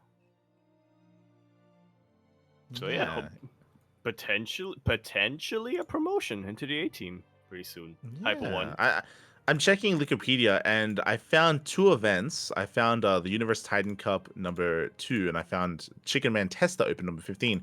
These are 2 events from 2022 that he also pops up in, but he got knocked out in early rounds. So it looks like he has been competing for some time, but again, no notable results from him. But he has played here and there, so interesting. Definitely someone I'm going to be keeping my eye out for. I don't know if he's going to rise up suddenly and start defeating these players more regularly, but yeah, definitely a notable result.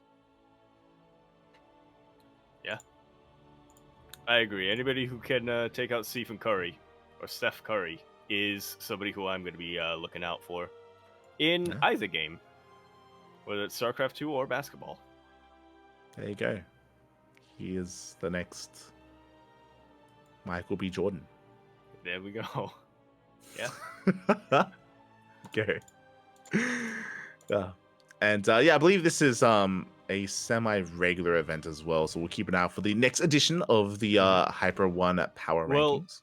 Well, so next time when Hyper One comes up with 7 new maps, right? I'm pretty sure that's going to be how it works. I'm sure. Meanwhile, when it comes to our next event, this I was excited to see. This I was not expecting. Welcome to the Soon's Super Tournament, and I believe Soon is the German Terran player. We've casted Soon many times. I had assumed that Soon had retired because I haven't casted him in a long time either, but he pops back up as an organizer. I did not put those two together, those two connections together, or I did not connect those 2 dots.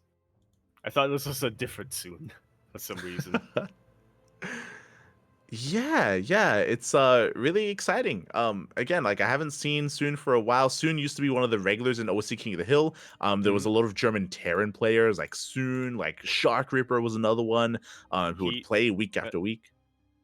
yeah, let's not forget his most I think in my mind his most famous result, taking out Kerwin 2-1 in the inaugural finals of CSO Challenger. Yeah, that's his biggest win of his career. Yeah. But yeah, it's really cool to see that. I don't know if this is going to be a if this will be a recurring event, but apparently Soon did host a super tournament of his own, and did feature many amazing players as well. Inexorable's an up and coming Brazilian player. I would have expected him to have taken it here, but no, Maya coming out of left field takes the whole thing. Dang. I wonder Platinum Heroes vultures. Or not even vultures, academy players. Yeah, I'm not familiar with Maya at all. So when I look at this bracket, when I look at these participants, my mind goes straight to Inexorable just because I've been casting more. Same with No Money, if you remember. Mm-hmm. No I was Money's gonna up. say, yeah, I was gonna say it is nice to see that there were a couple of some of Soon's former teammates coming up here as well. It's Mhm. nice that he did invite them and is supporting them. But mostly, my biggest revelation is that it does look like No Mercy has committed to it fully. We used to call him this, or he used to call True. himself this as a joke. He used to say, "We used to be No Mercy, more like No Money," and now it looks like it's no longer a joke. Did he commit? So he actually name changed to No Money officially. Yeah. I would God like to damn it. confirm that he is No Money on Wikipedia now. He requested they change. Yeah. Do you know when this change happened? Maybe like 3 weeks ago. Like it's fairly recent. Oh, okay. Hmm. I would imagine like Okay. a year ago when the whole debacle of Sentex went down. Yeah, we have to petition against No Mercy or No Money now, because if you remember, that was the meme because he hadn't earned anything, but then he won That some was- games in OC King of the Hill, Yeah, and then he that- actually made money. Yeah. That was a meme because he hadn't won anything, but then he started winning a few things in OC Yeah. King of the Hill, but then it became a meme again because it's like he got screwed by his team. Yeah, true. Unfortunately, so I guess that was no longer a meme. Yeah, so he's back to No Money, but he still makes money. Okay, just want to make Yeah. that clear. Shaking my head. He still makes money, he just has no money. There you go. That's how you get around it. But yeah, really cool to see that Soon had hosted this, and we'll see if maybe he intends to organize future events.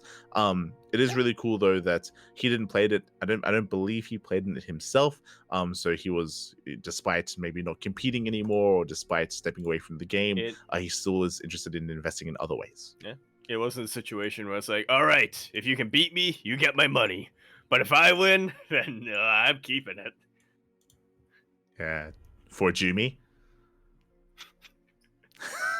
Yeah. Nobody else has ever done that. Nobody in this what you call it has ever done that. We don't have to talk about that. It's fine. Don't worry about it. I would just deflect to for Jumi.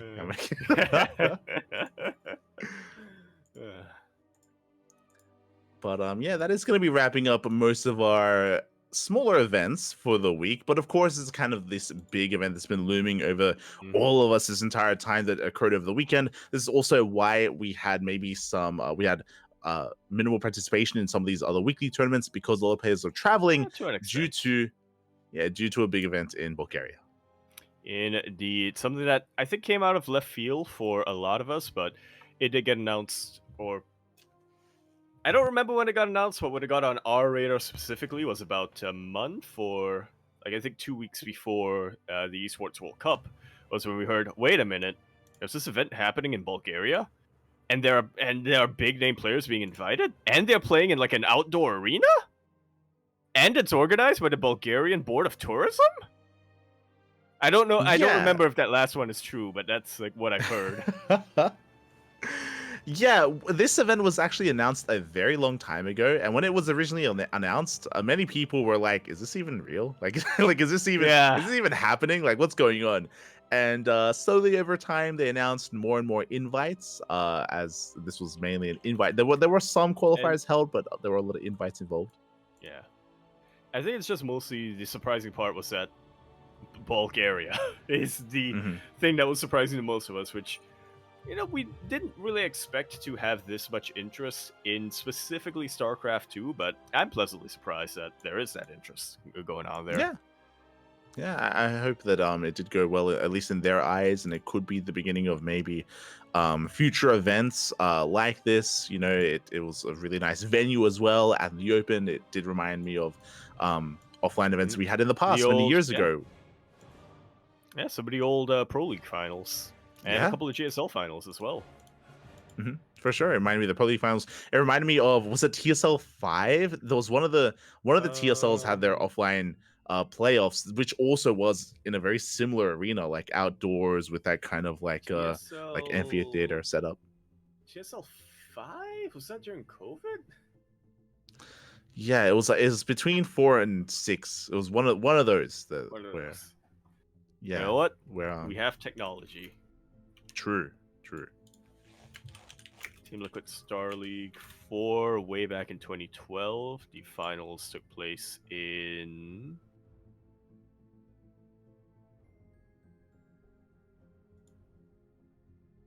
Oh my god, we went up to TSL 9. Jesus.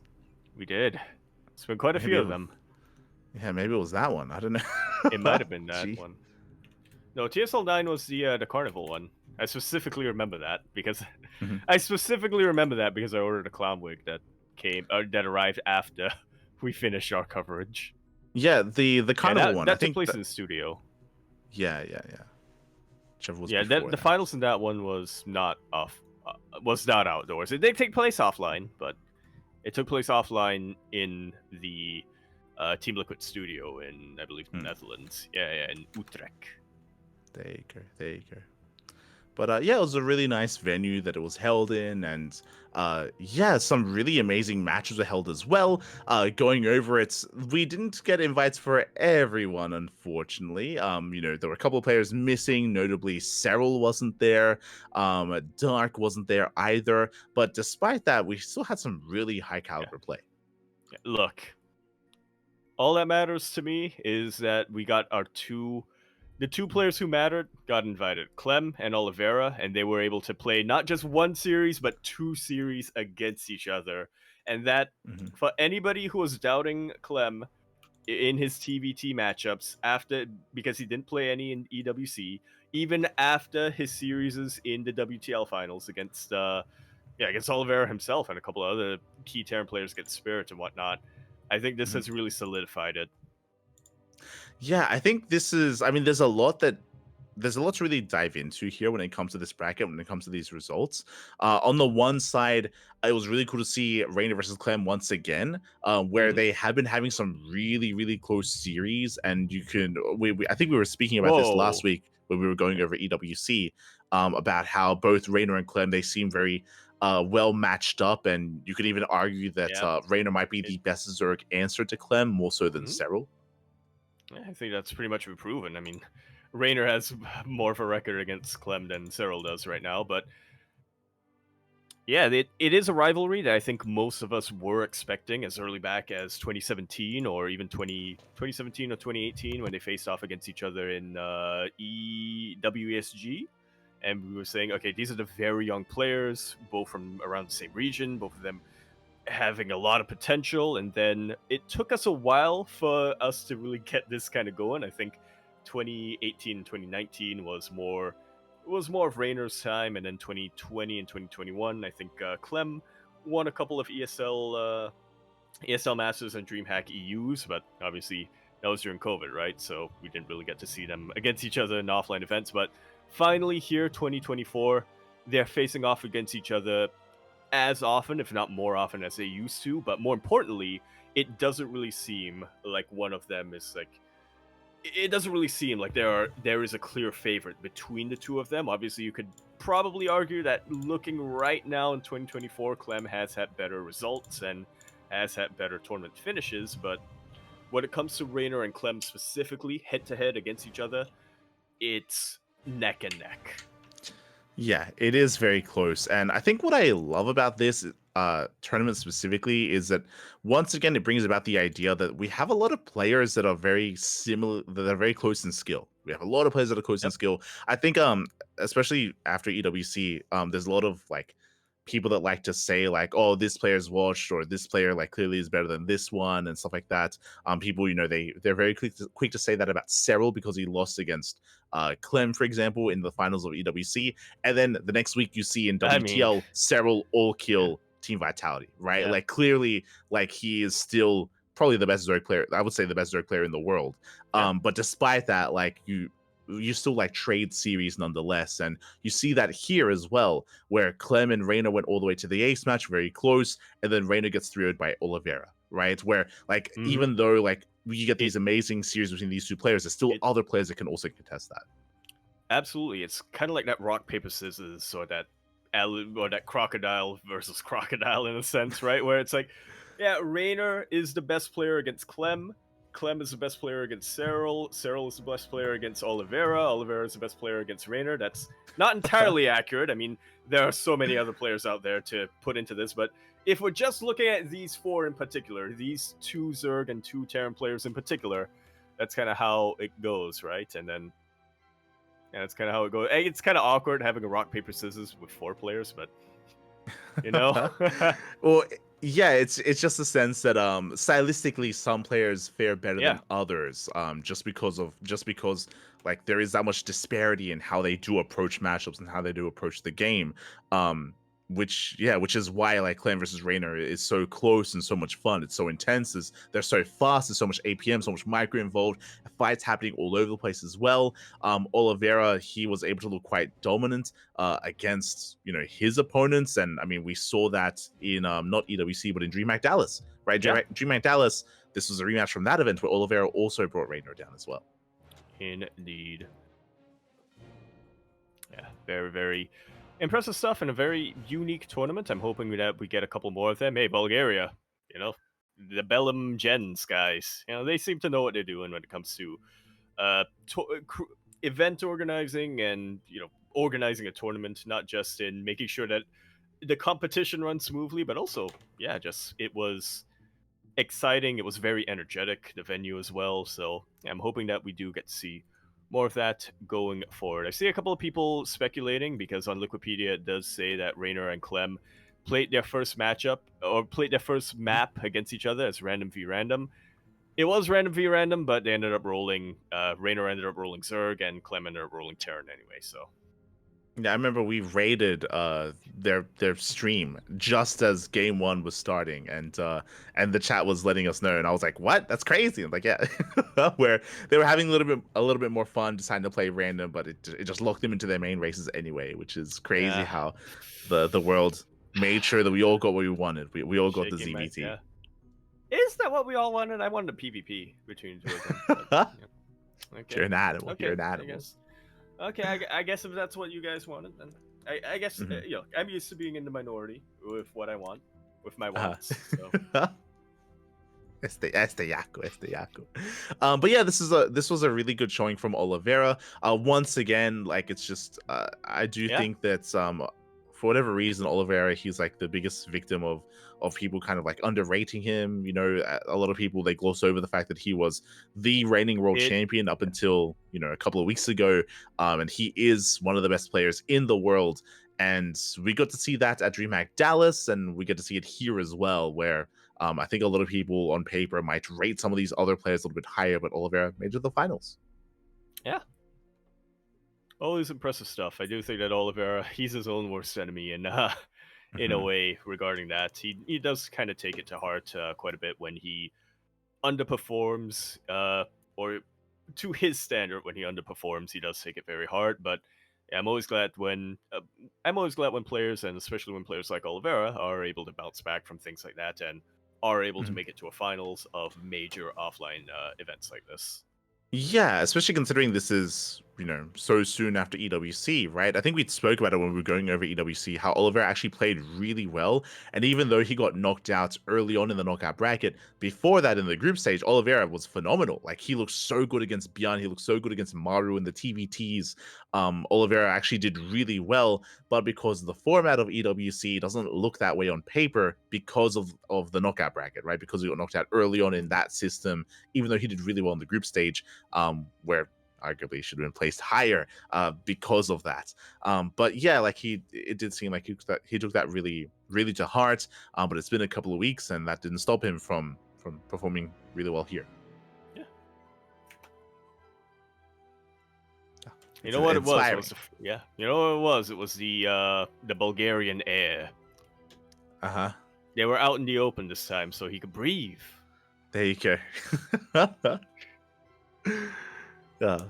But yeah, really cool to see them traveling, to see him performing this. When it comes to some other results coming in, Showtime, he took down Solar 3-0. That's, quite impressive in my book. We were praising Showtime for his WTL performance, if you remember, how Showtime was threatening and looking like the best Protoss in the world, at least in PvT compared to Clem. We were talking about how Showtime looked more impressive than Hero and Max Pax versus Clem. Despite that, wasn't quite able to bring that to Oliveira though. Yeah. I'm so glad that Sola got knocked out by a Protoss player. You're so evil. You're like, yes. It fits the narrative. Yes. I hope you enjoyed that 1 week on a boat without Protoss, Solar. Because now you have to go through, let's look at the bracket, you have to go through Gerald and Harstem, and then only to finally get knocked out by Showtime. Yes. And really, this is what sparked that phone call to Bjorn. This is what started it all. We glossed over it. I didn't actually notice it, but Geralt took Solar to the ace match. That's crazy. That's actually really impressive. Yeah. Stash was on point. Yeah, it's really cool to see Geralt doing well, Oliveira, Showtime as well, and yeah, just once again, just really showing how just the caliber of play that we have and how comparable so many of these players are. Of course, Clem did still win. I still stand by Clem currently being the best player in the world, and we'll see how long that lasts, right? I've had that opinion since 2020 at least. So. I'm glad you finally come around. Okay, I still disagree with that statement in 2020 or whenever the hell you said that. Hi. So yeah, really cool to see Clem taking another big win, and now we really do enter the off season. We already did, but yes. I do think this is going to be the last big season. Offline. We're gonna go the off season. Yeah, we're more off than we were before. Season. There you go. Gemini gonna be filling the void. I don't see another offline event happening anytime soon, so we're all kind of in the dark as to what comes next. Was really nice though that we were able to put an end. That's what my fingers are crossed for. Yeah, DreamHack Stockholm event of the year, and we have nothing announced yet for it, but we have time. We still do have time to organize something. It's taking place at the end of November. It was last week that we were speculating and going over all the DreamHack events that were remaining this year, and there's DreamHack Stockholm alongside DreamHack Atlanta. But because DreamHack Atlanta is so soon, we assumed that maybe there wouldn't be StarCraft there just because it's so short notice, and that if StarCraft were to come back in an offline fashion, it would most likely be Stockholm instead. But that's still just speculation. We're hoping that that's the case. We still have to wait and see. Yeah. Good news, hopefully. Hopefully. There is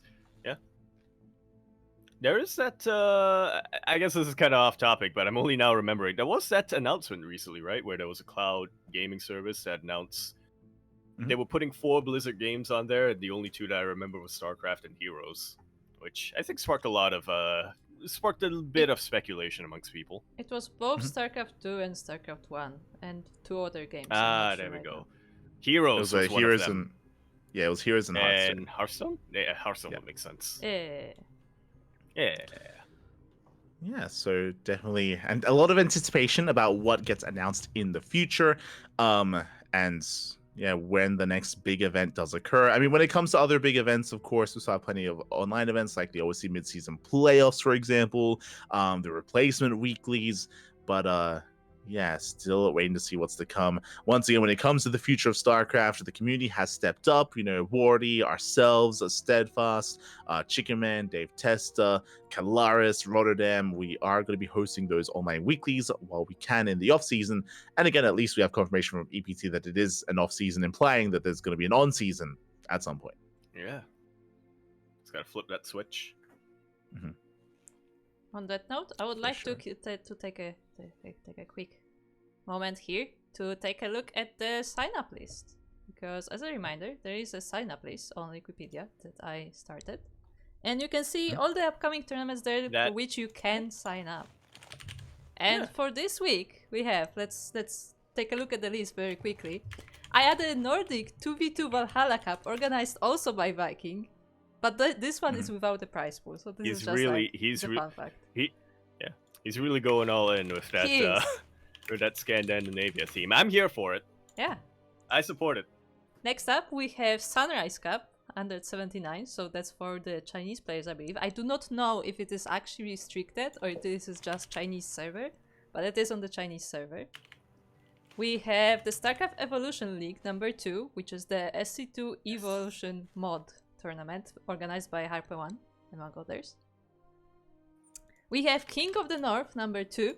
So once again, that open tournament by Viking, so you can sign up for that as well. Next up, we have Sparkling Tuna Cup 64, which will be happening on Sunday, so that is our tournament. Ooh, only 5 more weeks to 69. Yes, 69 is coming. Then on the same day, just a few hours later, we have Wardy TV 2v2 September Cup. So this is the monthly team tournament from Wardy. He organizes both 2v2s and 3v3s. 3v3s alternatively, so this is the September Cup, in case you want to go for some team tournaments.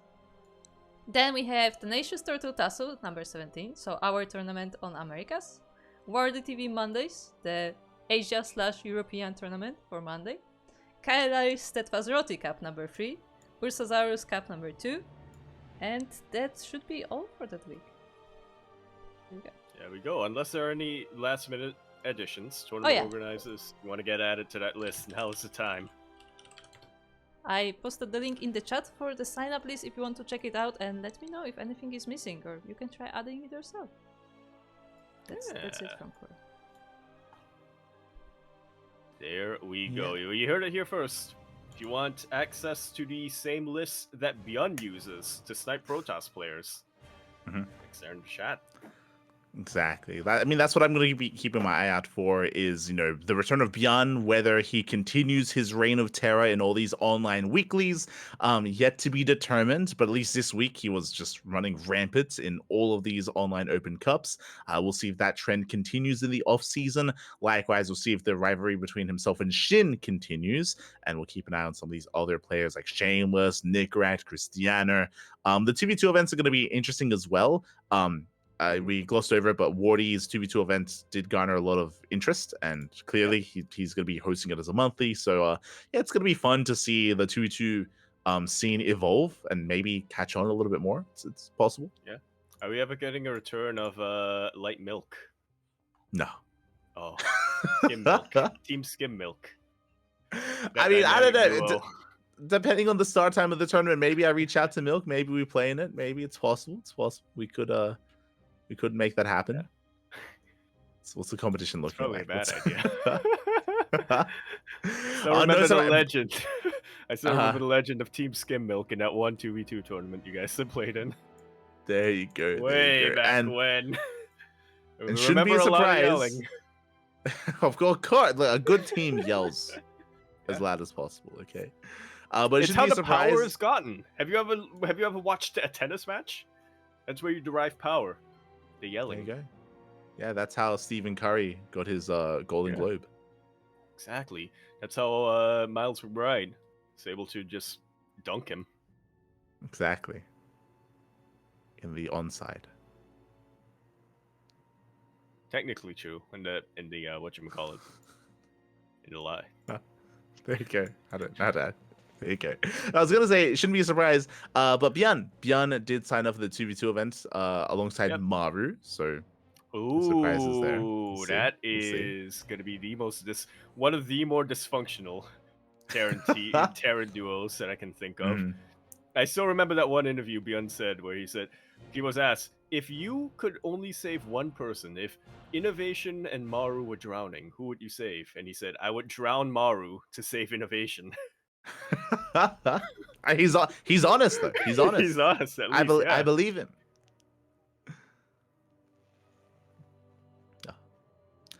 I do believe him. But yeah, with that, I think we're wrapping up all of our events. Those are all the events of the week and the upcoming events for next week as well. Yep. So yeah, take a look at that. If most of these events are open events as well, so if you look at them and you do think that they are, in a time that you would be awake, if it's a format that is interested to you, then we do encourage anyone, regardless of skill level, to sign up for them. It's good fun. Win or lose. Yeah, you could be one of the players that that faces off against Björn. You could proxy hatch Björn. Yeah. There you go. It might work. Could catch him off guard. Yeah. Yeah, and then you'll make him even more upset, and then he'll come back even more angry. It'll be crazy. And then he'll be fueled. He will not be able to go to sleep for another 2 weeks, even if he does fulfill his quest of destroying Protoss. He'll just, at the back of his mind, he's like, I got proxy hatched. I can't go to bed. But yeah, with that, I think that's going to be wrapping up everything for now. We don't have any kind of major topics. Just wanted to go over at least the Bulgarian event in a little bit greater detail. I do recommend the VODs once they do get posted, whether it's on YouTube, whether it's on Twitch, for all of these events. And yeah, was there anything else you wanted to go over? Jaakko? I've been out of it quite a bit these past couple of weeks. So yeah, I am catching up along with the audience as to how as to what happened in the past week. There you go. Speaking of what's coming up here on the channel, on the CranKy Ducklings, we will not have a cast tomorrow. We have a couple of days off for the first time in a very long time. Technically, we could try to squeeze in some casts here or there, but nah, we're good. We'll be taking some time off. I know that because we've been casting so much, I need to catch up on editing VODs. There's a lot of VODs to go over and a lot of VODs to catch up on, a lot of editing to do. So we're going to be taking the next 2 days off. I say that Saturday evening, I believe, will be the SC Evolution League. So the next SC Evo tournament is going to be this weekend alongside Sparkling Tuna Cup. That's going to be in the evening of Saturday. Yes. Saturday evening is SC Evo. Sunday evening is Sparkling Tuna Cup. Exactly. So those are going to be the next Saturday morning for some people, but that is going to be the next events here on the CranKy Ducklings. Otherwise, thank you so much for watching. If you want to help support us, you can follow us on Twitter, Facebook, Instagram, YouTube, and Discord. We stream here on Twitch. We stream on YouTube as well, and we also have a Patreon. If you want to help fund and grow our tournaments, Patreon is the place to be. Yeah. If you are fond of our events and you would like to fund them, that's where you go. Exclamation mark Patreon in the chat. You can also drop a sub over here on the Twitch channel. I believe we have something on YouTube. On YouTube, yeah, YouTube memberships. It's called members. YouTube memberships. There we go. Yeah. Followers are subs on YouTube, and subs are members. But well, it's words. What are they even? I can see your brain malfunctioning a little bit there when you were trying to piece it all together. You're not wrong. Words are words, and subscribe everywhere. Words are wind. Exactly. Otherwise, thank you so much for tuning in. Jaakko, are you going to be streaming anytime soon? Do you have any plans for any crab champions or ladder? Potentially. We'll obviously see what happens. I'm trying to reset my sleep schedule, and I don't want to say be a degen, but look, I don't want to. I'm not sure what I'm at liberty to say, but potentially, fingers crossed, I might be having in the next couple of months a schedule that requires me to be awake at night more. So maybe I'll stream something every now and then in the upcoming weeks, but yeah, it's still to be determined. My neighbors still will not. I feel like Are they every still time one of drilling? my neighbors finishes, not the same neighbors, a different neighbor now. It's Yo, yeah, it's just a season, I guess, for renovations. I don't know do what you to tell think ya. they colluded? Do you think that? I think they did. No, unironically, there is a system. There is like a schedule because you do have to get approval from the Mhm, from the estate to mhm. do your renovation. So inadvertently, that does mean that it's one after the other. Uh, yes, just non-stop drilling throughout the year. But you know what? Yeah. I Mhm. might just stream regardless, and just so that everybody else has to suffer with me. For a second, There I you thought go. you were gonna say you were gonna start drilling. Yeah, I thought you were gonna say, you I know don't know the what? drill. I'm gonna start I don't renovating know the drill. just to spite everyone else. Just Okay, first off, I don't know the drill, and second off, I don't have permission to renovate. time to get on that list. Time to sign Yeah, up. I should. Uh,